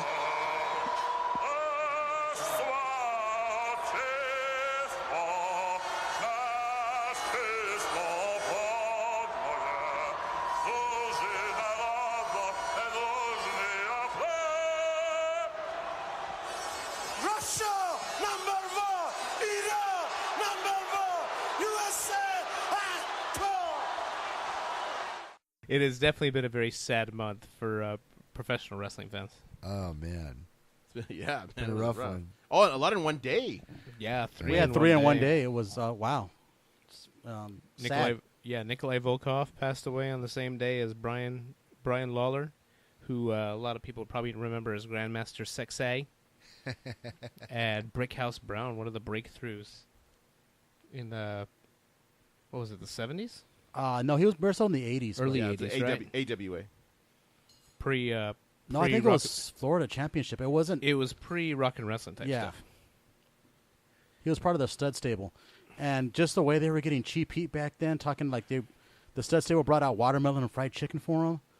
And this is a Southern promotion, and you're thinking like, okay, so is he supposed to be a heel or a face? Because, it is the South, and Right. Yeah, yeah. a lot of attitudes are different back then. But, man, I remember out of the 3 of these, Brian Christopher, Nikolai Volkov, and Brickhouse Brown, I remember Nikolai the most. Well, that was because that was the rock and wrestling era, and that was when we grew up. Yeah, they even had he was on the Hulk Hogan cartoon, and he was teaming with the Iron Sheik at that time, and just the way they got that cheap heat. I mean, these are 2 guys, like you find out later on, who love the United States and everything it stood for. Oh yeah. But to get that heat and to get over with the crowd, they had they hated United States and hated USA, and it was a perfect time for them. They were the perfect villains. They were Iran and the USSR. And it was the middle of the Cold War. In the middle of Yeah. the 80s, yeah. Yeah, it just went before the coup in Russia, and just Yeah, the early to mid '80s, just right there. You know, by all accounts, though, Nikolai, very well liked, a very well liked guy, but nothing but respect for just the nicest guy. Yeah, Like That's what I've behind heard. the scenes. I don't know anybody that's actually said a bad thing about him. And Iron Sheik even didn't. I don't remember anything said anything bad about him. That dude talks shit on everybody. yeah. And I think Iron Sheik goes, "Oh, you my brother. I love you forever." Yeah, Mm-hmm. yeah, they went well. But Go but ahead. nothing against Brian Christopher. I mean, and that was his early on. His ring name is he really didn't try to push the Lawler heritage. No. It was always Brian Christopher. Brian. It was made Christopher. jokes about it. If you remember, they actually made jokes about it. Like, Oh, I feel yeah. like I could be your son. What? What are you talking about? Yeah, I remember those jokes. Yeah. But I remember him even I can't even remember where he was pre WWE, but I remember seeing him pre WWE even. You know, I or remember pre that. WWF. He was kind of like, that was the attitude. It wasn't really the attitude era. It was kind of like, It was the new era. it was kind of, yeah, like right before the attitude era. I really can't remember. No, he was after that, wasn't he? After Because that? he was working with Rikishi. Yeah. Yeah. And Scotty Too Hottie. Scotty Too Hottie. Everybody actually says he too was actually a really nice guy. I read one account of one promoter who said he had booked Brian Lawler on a show, and that after the show for whatever reason it didn't sell out, and so Brian Lawler he got his pay, and he took half of it and he gave it back to the promoter and said, I'm going to give you this back. I'm going to give you this back because the house didn't sell out, and I know you need to like take care of bills around here and stuff, and just like, hey, book me again. And the next time, you book me again. Yeah, maybe we can make this up. Right. And so that's what was said about him. Scotty Too Hottie kind of did say, you know what, we really weren't close. We were two different people outside of the ring. We made magic together, but we were really two different people outside of the ring. But up and down the roads with that guy, he's gonna miss him. Yeah, Jared Lawler posted something on it. And I didn't feel. I mean, even though it was on the YouTube, it was for public consumption. I didn't feel right watching it because I thought it was like too personal. Like you Well, don't hear the Jared father Lawler. talk about his son. Yeah. The story is that he was maintained on life support in order for Jerry Lawler to get down there and kiss him goodbye. Yeah. Yeah, that's when they pulled the plug. And then Brickhouse Brown's the one I knew the least. I had to go back and watch some stuff about him. Exactly. I watched a shoot interview, and he was talking about like he's in a car traveling like Ric Flair and a bunch of other guys, and like they start smoking reefer. That's what he calls it. Goes, man, they start smoking reefer. And I go, man, you're Ric Flair, man. You shouldn't be smoking reefer. So they gave him some. He goes, And that's messed up too. He goes, now you can't snitch on us because you're smoking it too. He goes, man, I fell in love with that. And goes, every time I wanted some, he goes, I started driving. He goes, hey, where are we supposed to get off? He's like, oh shit, man, we're supposed to get off 75 miles ago. He goes, I was too relaxed. I had to turn back. He goes, we were late. And we had everybody in that car. Like we had the referee, we had like the main event, we had like the two other shows. And we showed up at 9:30. Oh, that's messed up. That's and funny. then just a couple of days ago, right now, Jim the Anvil Neidhart. Yeah, man. And out of any of these names, honestly, Jim Neidhart I think hit me the most. Yeah, well, it's and from the era that we grew up in. and he was a man. Raider. Yeah. That's right, he was. Yeah, he was on the practice squad for the Raiders, but once a Raider, always a Raider. You know, that iconic goatee, and I first started growing my beard, and it started to get long right there. I'd try to make the little triangle and Oh, shape dude, it. anytime somebody brings it up to me at the shop, because I've had people before say, I want it to come down to a point. First person I always think of, Jim Neidhart. Right. So it's pretty, yeah. The other one's I was Scotty, and the bummed. other one's Scotty, and I bet, right? Yeah, but Scott Ian's is all braided now. Yeah. Mm-hmm. Yeah. It's like super Oh, long, man, but it's, he like, was- it's not. What's the UFC guy? Is that his mustache that goes down? The referee? Yeah, the referee. Oh, Mike Beltran. yeah, Mick Beltran. Yeah. Man, that dude is the man. That is an amazing thing. He's a I brown saw belt in that. jiu-jitsu. I believe he's a brown belt. Yeah, and there was this picture that I shared, and Rick saw it, and it told me it's the Hart Foundation has Brian Pillman, Davey Boy Smith, The Anvil, Owen Hart, and Bret Hart. Oh, that's the one where Bret Hart's in It- color. it Brian- was- so the other it one in was color. that short-lived anti-American Hart Foundation when they were going up against like Stone Cold, and they brought in Legion the of Doom and Patriot, the Del Patriot, Wicks, yeah. Wilkes, who that's another sad story with that guy, but yeah, but nobody's left in that picture. Yeah, It's just Bret Hart. Just Bret Hart, and it's funny because Bret Hart is the one who probably after Brian Pillman, who died super early, was you looked like, oh my gosh, I think he was going to pass away first. Yeah, And he Owen passed away a couple years before that, right after Brett had his major concussions and things with Goldberg and all that. Wow, man. Just wow. And he survived cancer at this point, and I mean, like you brought up like Ric Flair, like how much longer is Ric Flair gonna live? And I always said like there's that dude should be dead like 3 times. He's like whatchamacallit from Rolling Stones, Keith Richards. Oh, he's a cockroach. Yeah. What do they say? They're gonna after the apocalypse, after the nuclear holocaust, it's gonna be cockroaches and Keith Richards, and probably Ric Flair. Yeah. you know, honestly, it's a picture of Dorian Gray. There's some portrait of Ric Flair and Keith Richards somewhere that is dead, like he said, 3-4 times over, and that's why they're still alive. But the toll these things, and people say wrestling's fake, and yeah, it's pre-scripted outcomes. We always talk about that, but. And yeah, I've seen matches live, and they don't put a full punch on there, and you see that, and there's ways you work through that, but it's still a very physical job, and you still hit your heads, and you still do all that stuff. Like my dad's always said, he goes, you and I know it's not real, but do you want to put yourself through that punishment? Hell no. Exactly. Look at these guys right here. What NXT Takeover's on in the background. And no. That was a great match, by the way. Oh, I gotta watch the full thing. That's the only match I got to saw earlier. Yeah, I got my shirt in. I bought an Undisputed Era shirt. I like them at an NXT Live, right? Yeah. Oh yeah, it's a perfect transition. We didn't buy it at NXT Live. No, I didn't. They were $35 a T-shirt. I got it for like $13 online on the WWE site. Go to WWEshots.com. And I did like the next day. I texted and I was like, "Hey, I got my shirt for like half price." He was like, "See, I told you." That was. I think I got it for like $22 including shipping. I think it was like $15 or something, like $6 of shipping or something like that. So you still saved $10. Oh, yeah, but we did. We went to go see NXT live at the Riverside Municipal Rick Auditorium. And I did. We took our dad to go check out NXT, which I thought was a trip because I was thinking about it, and I remember Dad took us to go see our first WWE show at the San Bernardino Arena with like the Genius versus the Ultimate Warrior. Yeah, yeah, I remember that. He spanked the Genius. Yeah, I don't remember that. Yeah, but we had better seats for this than we had for hands San down, Bernardino dude, Arena. hands down. Yeah, we had better seats for this. You know what? I don't think they were that much better. I think it was just that was all folding chairs. This was at least staggered. Was it? I thought it was like a stadium. Oh, there was those too. Benches. Yeah. We had the benches, but then we saw them a couple other times. Oh, we were for in the the floor folding seats. chairs. I do remember that. So where'd you guys sit? Okay, so you've been to the RMA. So on the floor, on the dance floor, that's where the ring is. The ring is kind of butted up against the stage. That's a walkway, right? Yeah. Yeah, they have the walkway, so they come down the stairs at the end of the walkway, take a couple steps, and they go up the steps to the ring. Yeah. So the ring was there, and there was folding chairs around the ring. That was ringside seating. Everything else in the spot was basically general admission. How much was ringside for that? I don't remember. I think it was like 40. I think it was like, yeah, maybe $50. Okay. Including the fees and all that stuff, I paid $40 a ticket. Okay. So, I mean, it wasn't bad. So, general admission got you anything else. So we got there a little bit early because I just wanted to get there early to make sure we could find a place to park, really. Right. But we got there early enough that we actually were able to find some seats downstairs. Because you know how they have the balcony, obviously. And the but balcony was VIP. Just past the There's some spots that were, but a lot of it was general admission. just past where the stage, where the floor is. There's those like box seats right there. We're in there.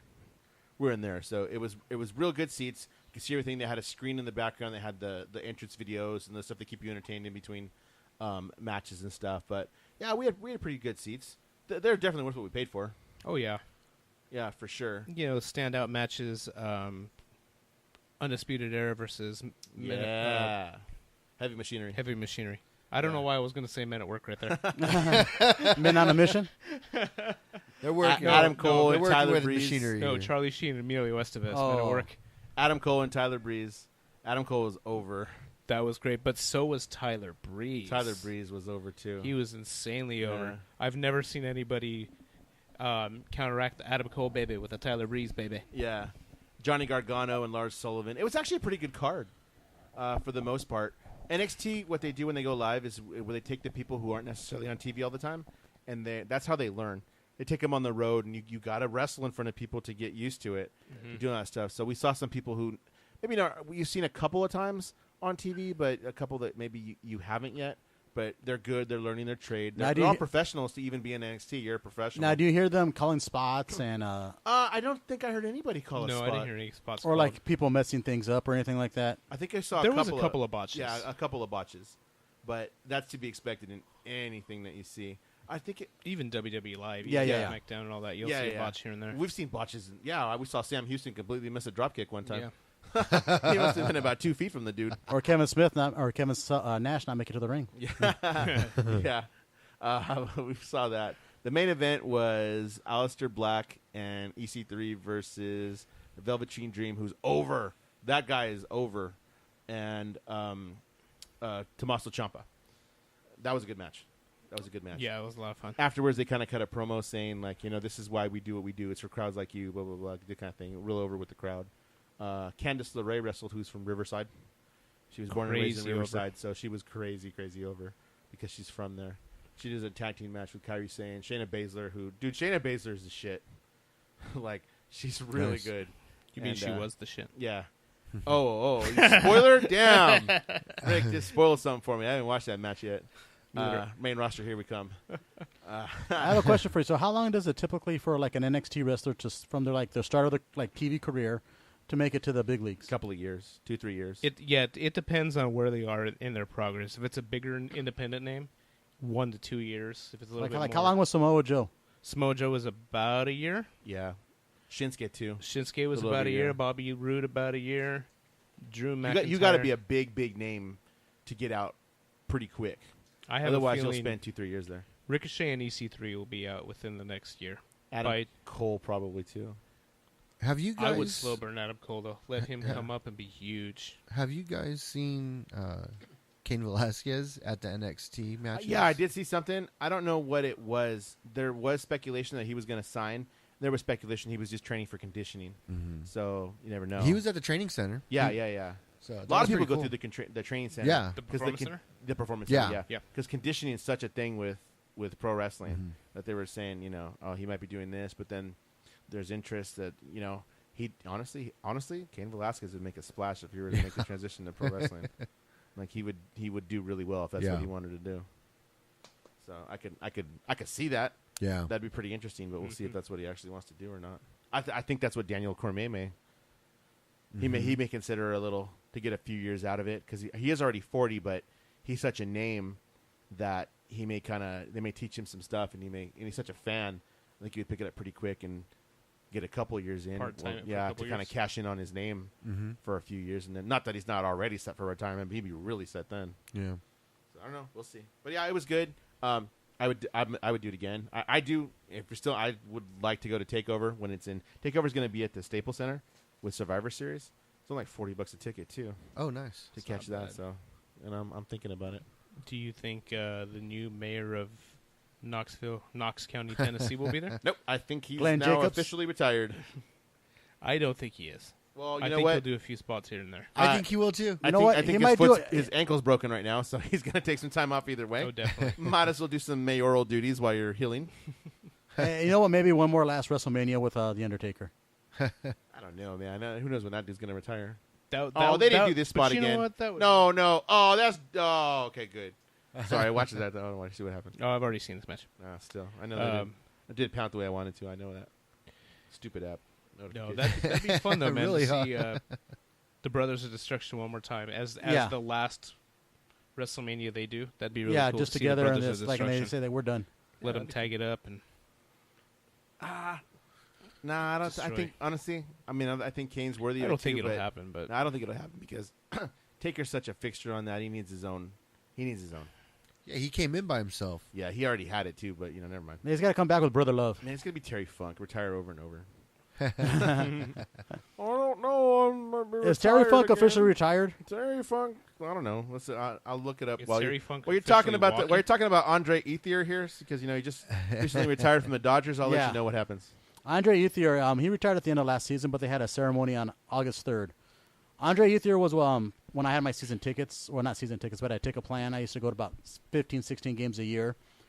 He was a mainstay with the Dodgers. He started, always was. Yeah, he started in 2006, and he was able to complete his whole career with the Dodgers, which is very rare in professional sports nowadays. very rare. I mean, and he was always a very, very popular character, even when he was very hit or miss. Yeah, he was always a popular player.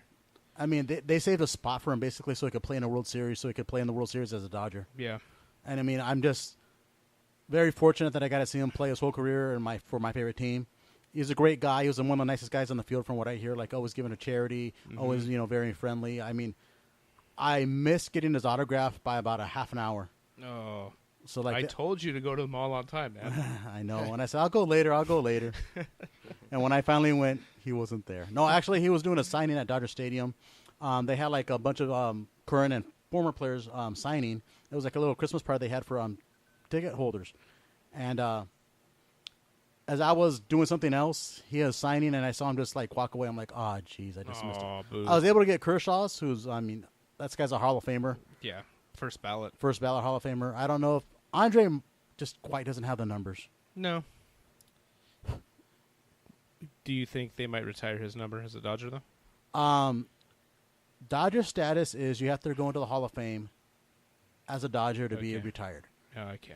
So that's why they only have like about maybe 8 retired numbers. Well, there's one guy who died in the middle of the season, and that's why he's retired. But other than that, you go in the Hall of Fame as a Dodger to get your number retired. So you think we'll see him at Frankenstein soon? Possibly. You know what? We see everybody at Frankensons. Yeah, Sting was just there. I know. Was he? Yeah.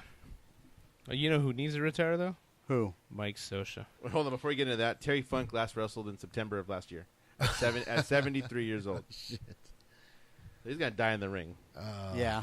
Anyway, yeah, Mike Scioscia, will he? Won't he? We don't know. He said, "What did he say? Poppycock? You hot, Poppycock. then you're cold. You're yes, Poppycock, then sir. you're no. I call poppycock. Poppycock? That was the Poppycock. best, man. He called it a bunch of poppycock. I mean, he ate some popcorn. Who actually uses that phrase? Apparently, Mike Scioscia. But You know, how long has his tenure been? he's been a been there. long damn He's time. been there for 17, 18 years. Yeah, because he was Longer than Andre manager Aguirre when they with the won the Dodgers. World Series. And- And I think he'd been a couple years past that, so that was in 2002. So yeah, He would have been least at that long. 2000 at the earliest, though. Okay, so yeah, I at think least it's 18 17, years. I think it's 18 years. Yeah. You know, it's which is admirable because you don't get that happen with coaches anymore. And I mean, if you look at someone like Tommy Lasorda, he had 22, 23 years. Yeah.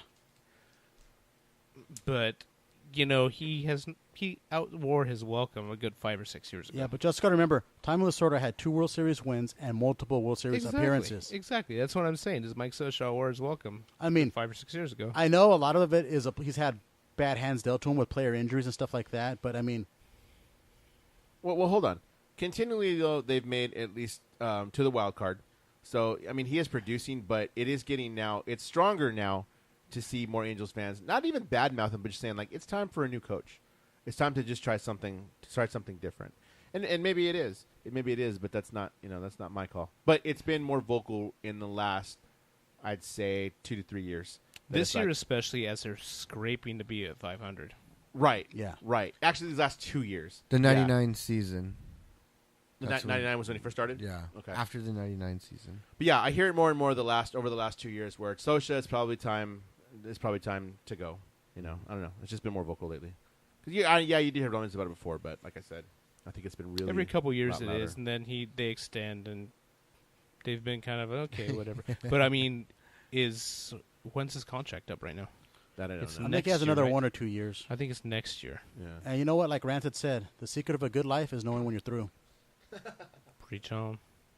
We call that a segue.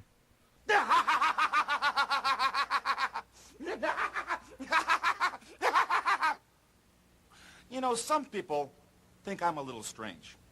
You know, other wrestlers think I'm a little strange. In fact, a lot of wrestlers don't even want to wrestle the anvil. Why, I don't know. Is it because when I pick a guy up for a body slam and I slam him to the floor, maybe it's too much for them. Or when the anvil climbs the top rope and pow, comes down upon people, maybe they don't like that. Maybe that hurts.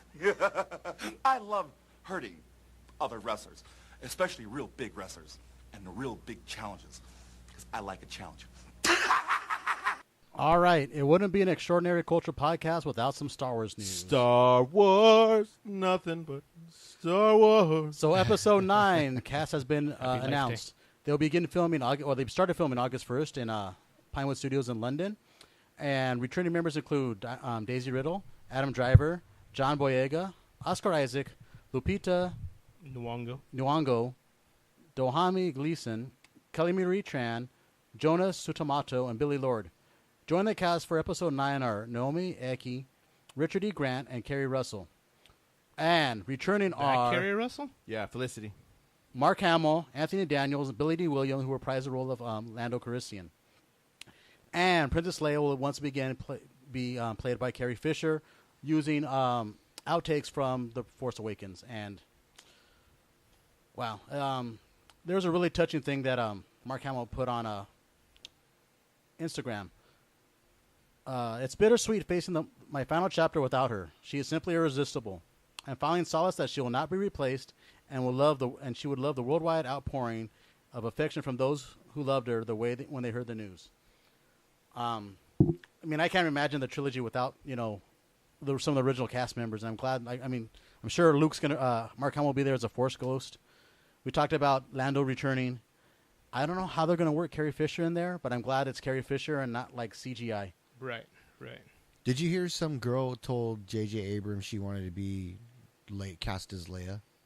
No. He said, keep walking, lady. Bye. Yeah. Oh, gosh. She's Aunt Wasp. Wasp from Evangeline Lilly or whatever? Yeah. She said that she told J.J. Abrams that she wanted to be cast as Leia. She thought she could do it. I'm like, Interesting. But no, you can't replace her. Plain and simple. I'll pass. It's the last episode. I mean, I understood when the first Dumbledore passed and you have to replace him. There's that many movies left, but one movie. And you can set it up where she's in the first half hour and she dies within that first 30 minutes using the footage. Anthony had reminded me that there was a scene in the original trailer for the very first teaser for The Force Awakens where Maz Kanata actually hands Leia the lightsaber. Yeah. And it was redone. So he's like, if there's that, there's got to be quite a number of scenes that were cut from the movie just for time or just after the story got going and, okay, we're going to make some changes to the way the story flows, things like that. That you can take stuff and do the use of green screen and taking things in different contexts can kind of reimagine some of what was filmed originally to be used for this. So exactly, it's a matter of, okay, how do we want to tell this story? What do we have? Can we use anything like this that kind of makes it work? Because I guess you could through CGI or whatever, but you got to deal with costume changes and things like that, which is kind of what I was thinking about. Right. We'll see how it goes. Doesn't work for the action figure line, but have you? Did you see the new footage from the Resistance cartoon? Yes. Yeah. What'd you think? I'm not a big fan of the animation, but it's not gonna keep me. I wasn't for the Clone Wars either, and look how well that's not gonna keep me from letting it out. But I know a lot of people are kind of uppity about it, saying, "Oh, this is for kids. This is for kids." It's on the Disney Channel. Yeah, it was supposed to be for kids. So was Rebels. So was Rebels, and so were Clone Wars. I mean, they both tie in directly in our canon. Star Wars was meant for kids. People are actually upset about adults this? just enjoy it also. Yes. Yeah, dude, it's ridiculous. But oh my people are gosh. up in arms about anything Star Wars nowadays. It's not Mark Hamill. I don't know. No, dude, it's exactly bad. No, like, it really is. I understand. Anthony stopped messing with any of the fandom at all because it's like all they do is whine. You can't please them. It doesn't make any sense because this is too much like A New Hope. It's too much like A New Hope. We want That's something not different. enough like Empire Strikes Back. Exactly. Why'd you do that? Yeah. You know what it reminds me of? I mean, worst convention in the 90s. ever. In the 90s, growing up, Yeah. that's what separated Star Wars fans from Star Trek fans. They weren't whiny. They just enjoyed what was out there, and Not they anymore. were thankful for any product. Now you're getting the whininess. Yeah. It's That's a because story. there's Just more enjoy content. it. Mm-hmm. There's more content, so there's more places to be able to sit there and analyze it and not say, "Dude, shut up! It's just a fun story," but it still is. Yeah, I mean, there's something about saying like, oh, the sand troopers and Tatooine are actual are a different type of trooper. They're not actually stormtroopers. I said, who the hell cares? He goes, oh, because like the little things are different on the back of their helmet. And I go, who cares? Just enjoy the story for what They're it the is. last of the clone troopers. That's what someone tried to convince me, and I go, I'll buy it. Yeah. Go Why back not? to your fan fiction. Why not? I go, you got, and he goes, opinions are like assholes. Everybody's got one. Anyway. And a lot of them are shitty. Exactly. I've waited my whole life for this. I may never make it to WrestleMania. I never want to make it to Starrcade, but I made it in the ECW arena.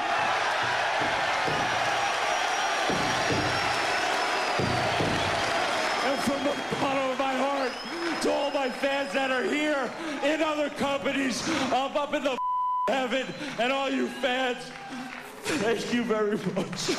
All right, so this month's bottle share, we're going to do Woot Stout from Stone, and it's a collaboration with Will Wheaton. Is that the guy in Star Trek? Star Trek The Next Generation. Yeah, it doesn't matter. I thought he was the guy from Big Bang Theory. That's what I was going to say. Most people might know You know what him he from is? Big Bang He's a Theory. dick. That's what he said last time I saw him. Yeah, Yeah, Right here, on Big Bang Theory, he's a dick. Because that girl said was my boyfriend's kind of like him. Yeah. And she thought my boyfriend's a dick, too. Now, Will Wheaton, a lot of people have done different collaborations with this person, I'm assuming? Is it it's a person? Well, Stone is the Woot, right? Yeah, Stone is Will Wheaton. He's a home brewer. He's been brewing for years. Like, I mean, that guy's a geek. He lives all kind of stuff. So part of that is geekiness. Is like he likes to do make beer.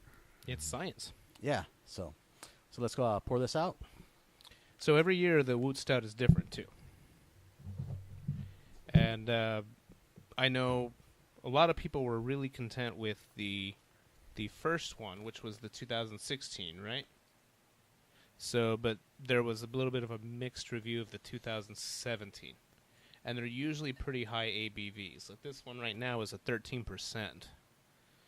And what are the we're pouring right now, so I'm not 100% positive what is involved in the stout besides the traditional stout.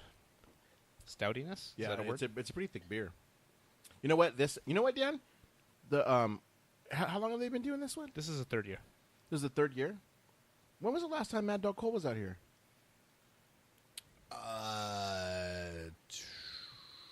Because I could have sworn when the boys spent the night at your house, I brought a Woot Stout and we shared it because it would be the closest thing to Guinness. We were at the David Way house, so it was 2016 maybe? Yeah, so it must have been the first year they did it. 2014? Because I remember picking up a bottle in Escondido at Actual Stone. 14, maybe 2014. Cause they've been doing this for a while. Yeah, I've been doing this. This is the 6th edition. Okay, so I did share a Woot Stout with some of the boys from Mad Dog Cole. Okay. And they liked it because it's a thicker beer because they're used to that English stuff. So this is usually brewed with a darker grain, as Rick was asking. It's a darker grain, so it's a darker in color. There are a few light stouts, and Chino Valley actually has the Mystic Moo, which is a light stout. But they're traditionally dark in color. Guinness is the most well-known stout. Traditionally poured on what they call nitro, so it's a different type of gas. And it provides more of a smoothness. To it. Yes, that is correct. And this one is aged in cask barrels, so they put it in there for a little bit longer. And as a point of clarification, it looks like it says 6 years into this amazing Woot Stout legacy. So see, it looks to be the 6th collaboration. Yeah, okay, so it definitely was a Woot Stout. Yeah. So cheers to that Cheers, one. guys. Cheers. So we're trying out our new cups here. Ooh, that is definitely a strong one. Yeah. Yeah, what's Tastes good. the alcohol percentage on this one? It is 13? 13. That's what we've been talking about. Sorry. No, actually 11.5. Still a strong beer. Anything in the double digits is a strong beer. Yeah. And this, I think, is... Seeing as how, what's Budweiser, like 5? If Four or something like that. Now, what does something like this run if you were to buy one at, like, Bevmo or something? Okay, so you can't find it at Bevmo right now because I went yesterday. I went to Bevmo. I went to Trader Joe's looking for it. I couldn't find it, so I had to find a little small bottle shop called Party House Liquor in Chino Hills. Yeah, I've seen it at a few smaller liquor stores. It was there, and it was $14. So this is the higher alcohol content in beer. More expensive. The more expensive it usually is. It's good and pizza. And you can taste that because you get that maltiness and that toastiness. And there's also a little bit of a booziness to it. That's exactly what it is, the sweetness. Yeah, it's kind of sweet, which is good. I remember the last Woot Stout I had being a little bit more bitter than this one. Yeah. I'm not a general fan of stouts, especially Tatanka stouts. Fuck you, BJs. Funny thing is, I have a collection of the stouts. And last year at my friend Kevin's going away party, we opened up the first 3 years of it that I had sitting aging. And the reason we didn't go any further is because Fucked we realized up. how strong it was. Yeah, Oh, seriously. heck yeah. Started getting I drunk. mean, You were trying to do a vertical trip? yeah, and this was with about 5 or 6 people, or no, 7 or 8 people drinking it. So it was just too strong for everybody. But it is very boozy. You get like that aftertaste is like Jack. Yeah. Yeah. So I don't know if you guys had seen. I don't think so. I had sent an article out before the podcast, and it was pretty amusing. There is a church in Santa Cruz. They're called the Greater Purpose Community Church. They are now serving beer and wine during their services. Keep people awake. I don't know if it's to keep people awake. It's to have people to give more on the collection plate. Actually, what they've talked about in as people have asked them, the pastor is also he's a home brewer too, and he says there's nothing in the Bible that says you can't drink alcohol in a responsible manner. Jesus turned water into wine. Exactly. So it's Keep the kind party of going. Exactly. So they're even Yeah, going he kept the to party going. He kept making wine. Yeah. they're even going to end up opening a brewery, Wow. and then cool. 60% of their proceeds are going to go towards charity and everything like That's that. something So- I get behind. Well, there's that one that's church cool that with does coffee. What's it called? It's here in Corona, I believe. Yeah, there's quite a few of them now do coffee shops. Yeah, this Here one in actually the sells their Corona area. beans and roast it. so. Restoration. Restoration, Roasters. yes. But that That's got not me- affiliated with the church, though. It's just somebody that's The leasing Christian their coffee building. shop. Okay. That got me to Hanging at a thinking Christian though. coffee shop that when we were teenagers. You've been there a couple times. Yeah, I remember. Yeah. What other activities would be made better with a little bit of Jeebus' alcohol love. served? Alcohol being served. Podcast, barbershops, maid shop in Riverside, home crafting. If you go on the right day, he'll give you a beer. I know. If it's their birthday weekend, hey Rick, have a beer. All right, man, thank you. I'm sure if I bring some in, Rico's all, oh, dude, yeah, we'll open up right now. Yeah, I'm sure Wow. he would. It's it's got a bite to it. It's good. Definitely. It definitely has that boozy taste. I keep forgetting I'm drinking beer. I think I'm thinking like Jack. Like Jack and, you know what it is? It's a lot like a Jack and Coke. I could see that, but Just that Heavy on the strong sweetness of the alcohol. Yeah. Usually when I have a stout nowadays, I have a milk stout, so I Yeah. still get the sweetness, but it's more of the lactose place. and this also has pecans in it. Lactose. Yeah. Yeah. Pecans Pecans. or pecans or whatever you want to call it. Yeah. Which I You like. know what? I'm I could gonna go see on it there, kind yeah. of having like a pecan pie-ish Yeah. type undertone with that sweetness. Ooh, with some pie. That sounds good too. I have to pick up another bottle, save it, so I could do another vertical tasting. That's your vertical. Oh, excuse me. That was for you, Priscilla. She said something about me belching on the last podcast, and I was like, "It's a beer." Did you how many years did you partake in the in when Stone did their vertical epic? I collected 8, 9, 10, 11, and 12, so 5 years. Okay, that's what I did. I had those 5 years that I had the vertical epics that I saved, and a friend of mine had 7, so we had a sharing party, and we did all the way back to 7. Oh, nice. See, I didn't get to 7. I did start at 8 too. Yeah. I think you started me on 8. Yeah. That was the first one. That was 10 years ago, and that was like the first time I had been to Stone Brewery. Yeah. And I saw that that's one of my favorite beers. I actually have a couple bottles of that because they released the Encore series of it. So I I made did sure see that. Yeah, so I made sure I have a couple bottles because 8's probably one of my favorite beers. The 888 Vertical Epic, and then maybe we'll share that one next time. That'd be fun. Yeah, I'm down. Oh, I'm gonna toast this off. We do. The funny thing is we have a second beer today too. Oh wow. This one is Okay. about it's about 7.5%, a little bit less potent.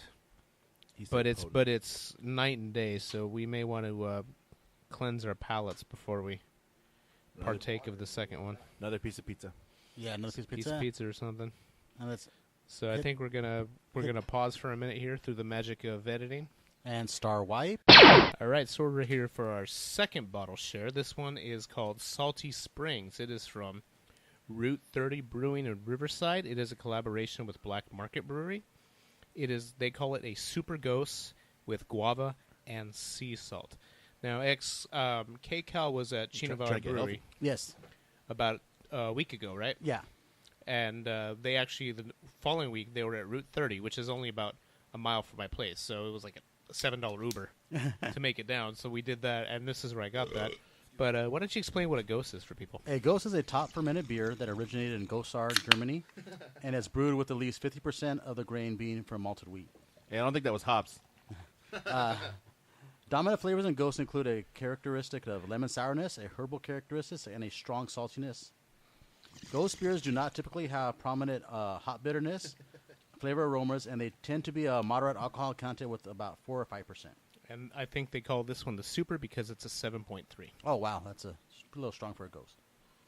So I've had this already. I had this on tap at the brewery, and I made sure to pick up a crowler for everybody. It is definitely got a salty, and you can definitely taste the guava to it. So Really? yeah, Guava or guayaba? a little bit of both. Now they always say the way you taste, Rick looks like the a way mixologist. beer tastes, coming out of a bottle, out of a can, out of the keg, it's all different. So coming out of the keg, Beer out how of a did can it kinda taste? sucks. Now this one is it's a crowler, I so think you it can smell the was guava. actually brewed and it was poured from the tap directly into the can for preservation. So you can actually say this is a from tap. That's a little different than having it like drinking a Budweiser out of a can, because I don't like Budweiser out of a can, like for shit. A lot of people don't. Yeah. No, I prefer it out of a bottle. It's funny that Or tap's even better. a long time, like a couple years ago, people wouldn't drink. The craft beer community didn't like cans. Now, because of the convenience and because the technology is a little bit better and it's quicker from tap to marketplace to consumer, that they're going to the can route. I mean, Stone for years would never have cans, and you could buy Arrogant Bastard, which is like their flagship beer in cans. Yeah. Yeah, it's there, and there's a freshness to it still when you're doing it in the crowler. Yes. You're pouring it 805 fresh. in cans too? Yes, Yes. 805 Yes. in the cans. Yeah. So cheers to that one. Cheers. You can definitely smell the guava. Oh, some bite It is to sour. Yeah, that's It is sour sour. beer. It is a sour. More like a cider. Yeah, I got the mouthfeel like a of cider, spicy, yeah. like a spicy cider. Yeah. But you definitely taste the guava. You can definitely taste the sea salt. Mm-hmm. It's strong, but I like the sourness to it and the tone. You know what? I went to this when I was down at Comic Con. Well, when I went down for Conan for Comic Con, we went to this place called Lager, which is just a like a tap house, and they have it. It's one of those places where you pay by the ounce. Okay. So we did that, and they had a cider there. That this reminds me a lot of that cider. The taste is very similar. How does that work? Pay by the ounce. You get this little band at this place. You get this like a little RFID band, and you put it up to the tap, and that's actually what like unlocks the tap. So then you pour, and then it measures how much you're actually pouring.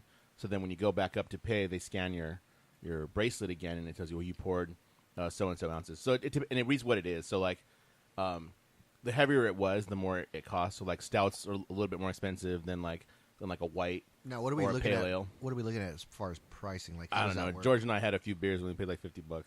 But Okay. we were there were three of us that drank beers. We must have had like I don't know 3-4 beers apiece. It wasn't that bad. So you're probably talking about 30, 40 cents an ounce. Yeah, I think it was something. Yeah, I think it was something between 20 and 40 cents an ounce. Okay. And then they had like sake too, which was more expensive. Did you have any of that? No, I didn't have any of that. I hadn't really eaten that too well that day, so I was like, I can't drink a lot of beer. I You did shot drink 3. beer, but like I was like, I'm gonna go on the lighter end of stuff. Because I was like, I gotta make always sure I a get good some thing to food do. in myself. This is actually really good. You can really the sea salt has got to be that salt. I feel like sourness that's to the it. dominant flavor is the sea salt. Yeah. And the first drink is really sour, but like your palate adapts to it, and it's a lot smoother drinking with the rest of it. And that's what I tell people. There's actually a style of beer called sours, and I said like the first 3, you have to take 3 drinks, and then you can kind of you Right. can taste it and enjoy it. I don't know that I drink this by itself rather than like with a meal. I think depending on what I had, it kind of would complement it kind of well. I'm trying to think of what I would eat that would like. I have a cucumber sour sitting right there in the fridge in that box. He's right though. what It's not. he's It's not as bad. It's not as sour as Yeah. you keep drinking it. No, but once you have one or two I still think drinks, this would it's complement food really well. Well, the initial shock of the taste of Well, it. yeah, is because you probably drink not- beer, you don't expect You're it like, to be that ooh, sour. this is not a beer. Yeah, yeah. Like I said, the first thing that came out of my mouth was this is Yeah, cider. it's a refined taste beer. It's one of those ones you have to have had or built to. You know, I'm it's, gonna put my if pinky you're up on this if next you're week. the novice beer drinker, if you're an average beer drinker, you got to go for your lagers and your blondes, and you know if you're daring, you can go to a blonde or a red or an IPA. So if you're a Raider fan, But with Bud Light only. something like Bud this Light is only. someone who can appreciate beer and pieces like that. So pinkies up, gentlemen. Notice I called you gentlemen. classy AM.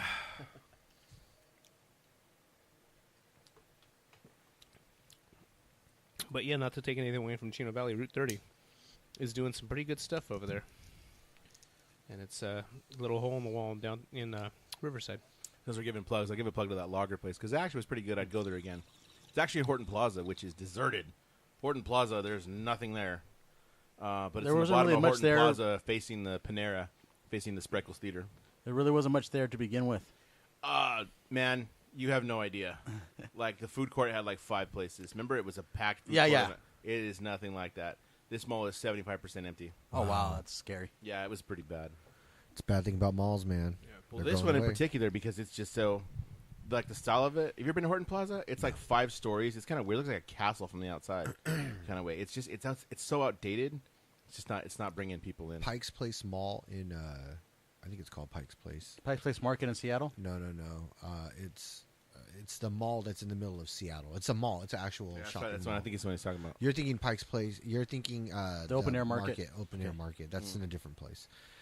This is like the marketplace is actually right on the water. This place is actually in the middle of Seattle. Okay, yeah.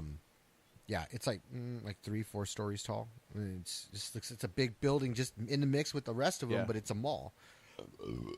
Excuse me. This just doesn't match the rest of the feel of downtown. It's outdated. Bummer. Yeah, it's too bad. It's Because property it had everything. management. We'd go eat there. Remember, we'd go to that Panda. Yeah. There's stuff. It's like not even there anymore. There's Property nothing there. management, not wanting to put money into it. I read somewhere that it just because I was like, why is this place so empty? We used to come hang out here, like whether it was just to go shopping or just okay, we're gonna go eat because they had a food court and it had. It was a far couple away of- from Comic-Con where you don't get the crowds. Yeah, it's not Gaslamp because Gaslamp's Yeah. always packed and it's like on the outskirts of Gaslamp. Okay. So yeah, we used to go there, but it was sad. The biggest thing there probably has the 24-hour fitness is probably the biggest thing there. Do they still have any anchor stores? Like, wasn't there like a Macy's There's or a something? Macy's there, it still is the anchor store. And then the reason we ended up parking there because I knew there was parking at Horton Plaza to walk to Spreckles, which is like a couple of blocks away. And then there was an FYE pop-up store there that had some exclusive stuff that we were just, let's go check it out since it's there. But yeah, most of that place is just abandoned. I think we saw Jay and Silent Bob Strike Back there. Yeah, that's it. That's I the think movie we theater. did, Yeah. Actually, I was telling George that, and I'm like, man, this is where I think Rick and Xavier came and saw one of the Kevin Smith movies. He invited him to come to the movies, and this was the spot. I remember because we were hanging out there, and we saw you guys coming down after the movie was over. No, We'd the gone movie at dinner or theater's not something. there anymore? No, the movie theater's still there. It's just That's probably empty. the other thing that's there. It's the AMC theater and like the Macy's, Wow. and then like a couple of random shops here and there. You know why they're still there? Because they were long-term leases. They're just stuck there. Probably the dude that was go. sitting there would look bored as Yeah. shit. They can't go anywhere. Damn, that sucks. Any final thoughts, guys? Beer. Actually, we had 2 extremes today. That was my nose. We had 2 extremes today with the sourness and then The stout, that heavy the boozy- stout. Yeah, very, very different. Very but, different extreme. but two very, Difference. very good beers on two opposite ends of the spectrum. And even at that, all the kind of beer we like it varies too. Because it I'm kinda all over the depends on place your with mood. beer. I am too, but it depends. It depends on the season. Like right now, I do like the light things, like the sours. A lot of lagers lately, just because it's hot. But yeah, I do the Hell or High Watermelon a lot Yeah. because it's just a perfect one, or the Grapefruit Sculpin. that's good too. Cool. Anything going up coming down to the brewery? We always have tacos and cigar night, and that's the the 4th Tuesday of the month. So look out for that. We also have trivia nights every Wednesday night with Geeks Who Drink Trivia, and check those out. And like I said, we have some big things going on and more information as it comes along. I know the Magnolia Center Marketplace is still happening on Friday nights. Go check them out. I've seen quite a few new pieces entered into the Mage shop. So if you haven't been lately, now is the time to go. Dan, anything with the shop? Anything new? You know, there's a lot going on at the shop actually right now. But the one thing that I actually do want to just briefly touch on, the fire that just recently happened yeah. here in Corona. Well, outside of Corona, between Corona and Lake Elsinore area, they call it now the Temescal Valley. Right. Help me out with Horse Thief Canyon, Sycamore Creek. Sycamore Creek area. Arbor Hill. And then on the other side is the Ortega. Right. Ortega Highway. So that entire place got 2-lane torched. highway. To those who Chibuco might be Canyon. listening who don't know about what recently happened here outside our town, it was a pretty crazy fire in the middle of a time when there's other crazy fires going on throughout the state. The Yeah, whole it's state like we're was on surrounded by fire. fire. Dude, There was yeah. one in that area. There was one in Beaumont and Banning area. Yeah. A lot of the people that were in there were a lot of them were our clients, and it was fascinating to see. You saw people who were going to panic, And then you saw people who weren't going to panic. You saw people who were, I'm not leaving. It doesn't matter. I'll fight this thing, to save my home. This is literally every day. Or keep it from looters, unfortunately. That's exactly it. Exactly. I asked one of them, well, dude, why'd you stay? He said looters. I was ready to put a bullet in somebody if they came to At my one property. At one point, the cops actually did come into the neighborhoods. Oh, and they were just- there. they were CHP. parked. I heard CHP was there. People were they were on the lookout. Which when it was explained to me, I was surprised. I didn't even think about that. Although, stupid me. You should be if there's something like this is happening. But really, it didn't cross my mind until he had mentioned it. Well, the firefighters, a lot of those guys were just. There are some of them are our clients. We had a couple of them that were actually fighting the fires, and that was stressful and cool at the same time to hear. I didn't know. The other barbers were telling me, and I was shocked. It was cool though. Christine's dad works. He did there was the task force that was handling that on behalf of the gas company. He was working alongside those guys. He was telling us about all the radios they had, how on every 35 minutes or whatever mark, every half hour they were getting updates on wind, where directional change for the fire. Where to shut gas off and stuff? Dude, there was no real. He was just observing this for just Cal Fire or the forestry, whoever. Well, he had his list of nightmares that he had to deal with like the elementary school that was out there, But it was crazy to see, hear about all the firefighters, and then none of the track homes were lost. No, the only ones that were lost were out at the cabins in Chibuco Canyon for the most part. Yeah. Well, I think did everybody have friends out there? Yeah, I did. Yes, I did. Lindo Omar. Omar, Yeah. from the Grays. A couple of teachers I work with. Yeah, me too. A couple of teachers I work with. A couple guys that do jiu-jitsu with. George got close to George. Oh, did it? Well, the evacuation went as far as Voluntary and Trilogy, that's just past where he is. He's the next community over by Glen Ivy. Side of that hill. Yeah. He posted, he sent me a picture of what he saw outside, and it's just this giant flame that you can see, and he's like, that's basically 2 miles from my house. And then he went on Facebook Live, I think on that Friday night, and you just see the whole background is on fire, and he's just like, I'm here, ready to go if I have to. But they never received word to evacuate, but it got that close. One of the guys that I train with, he has this picture of the super tanker that was flying. That thing was getting low. They were huge. Yeah, it was. Yeah. He has an amazing picture of the plane making a dump and flying out of the neighborhood. It's the craziest picture. I'm going to find it, and when I find it, we'll put it on our Instagram page so you can see. I've seen that one. The guy who was in my chair didn't know the guy who was showing us the picture, and he asked him. He goes, "Hey, has that been on Facebook?" He's all, "I'm sure it has," and he goes, "I've seen that." Yeah, I made it sound everybody was sharing stuff. Yeah, so I'll find that picture. But he's the one that took it. So that's crazy. But yeah, it was just crazy. Yeah, my friend was watching them drop too. Yeah, he was outside one night just watching them drop, and he's like, "It was loud. You don't realize how big those planes are, but they're like DC-10s and stuff. Yeah, like just huge planes dropping on that stuff." And he's like, they were just making circles as they kind of like survey what's going on. They go collect for their next drop, and it was just crazy. What 31 minutes or something like that? I heard from drop to reload. And back on, back to your target within 31 or 32 minutes or something like that. Christine's dad was just saying how well executed their whole plan was. Yeah, it's still burning. Yeah, but as of like today or yesterday, it was over 80%. Yeah, it's almost there. It's holding pretty steady at like 23,000 acres. It's crazy. So really, everything you see when everybody went back, it's just like they take pictures, and where it was like a green forest behind them is now just all scorched. Yeah. Well, it's sad that it's not even natural. It was, arson. Firebug, yeah. And they caught the guy. Or they got the alleged suspect. Have you seen pictures of him? Yeah, he's a weirdo. No, acts that he's doing. They have a video of him where he already has his suit on, that jumpsuit that they put him in, but he's just in back, just like headbanging, man, just like what. This guy's just not right. Yeah, it was something. Rock and roll. It was kind of awkward. Fucking metal. Let's keep it metal. But that much I'm stuff. Burn you motherfuckers down.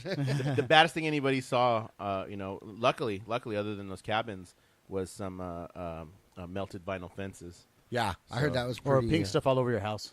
Yeah, Dude, pink stuff all over your house. Let me tell you, me and Mike, we were going to Home Depot to pick up some stuff, and there was a guy in the parking lot. I've been telling everybody this at the shop.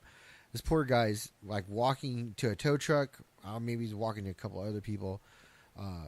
His Suburban, he had a burgundy Suburban. It looked like someone just dumped Pepto-Bismol. Oh yeah, I've seen cars. Yeah, we're driving by watching, going, holy shit! How do you get that off? I guess it's water soluble. It'll just wash right off with I believe so. Yeah. But it just looked funny. The guy looked like, what the hell do I do with this? Maybe he just didn't think maybe I should hose it off, but I would have hosed it off and gone to a car wash and well, had him wash you it go off. you go a little spot first and say, does this just wash off, or do I need to do something Yeah. more? Okay, it does that. Yeah, I'm gonna go pay for a car wash. yeah. Shit was funny though. That's about gonna do it for the Extraordinary Culture podcast for this hot August night. It's just gotten hotter. Yeah, And hotter. and So hotter. you know where to find us. Sweating. And where is that, Rick? Oh, geez, Sweat you're gonna make me look it In up. the I already usual put it away. places. You know, we're available on Facebook. Well, we have a voicemail line. You can Yes, call we us do. now at 888-888-8888. No, I'm just kidding. No. Bye, We bye, are bye, on bye, Facebook bye, bye. at EXO Cult. We are on Instagram at EXO Culture. You can email us at exocast@yahoo.com. We're also available on Twitter as EXO Cultcast. You can listen to us on Podomatic, iTunes, Stitcher, on YouTube. You can find us on Alexa. yes. Play no, the no, no, no, Extraordinary- no. Oh. My brain froze. On the, I was just gonna say it. I don't know how you ruined my bus vibe. stops. on podcast. Yeah. Apple Men's Podcasts. urinals. Oh, Apple Men's Podcasts. urinal cakes. iTunes. Yeah. iTunes. That's what it Stitcher. is. Stitcher. And TuneIn. Tune in. And if you ask your Echo device to play the Extraordinary Culture podcast, they will play the most recent episode. Find us. Please, if you're looking to share any opinions or thoughts, or if you have some beer you'd like us to sample, Drink. send us an email. Once again, that's exocast@yahoo.com. That's going to do it for Dan, and Xavier. This is Rick.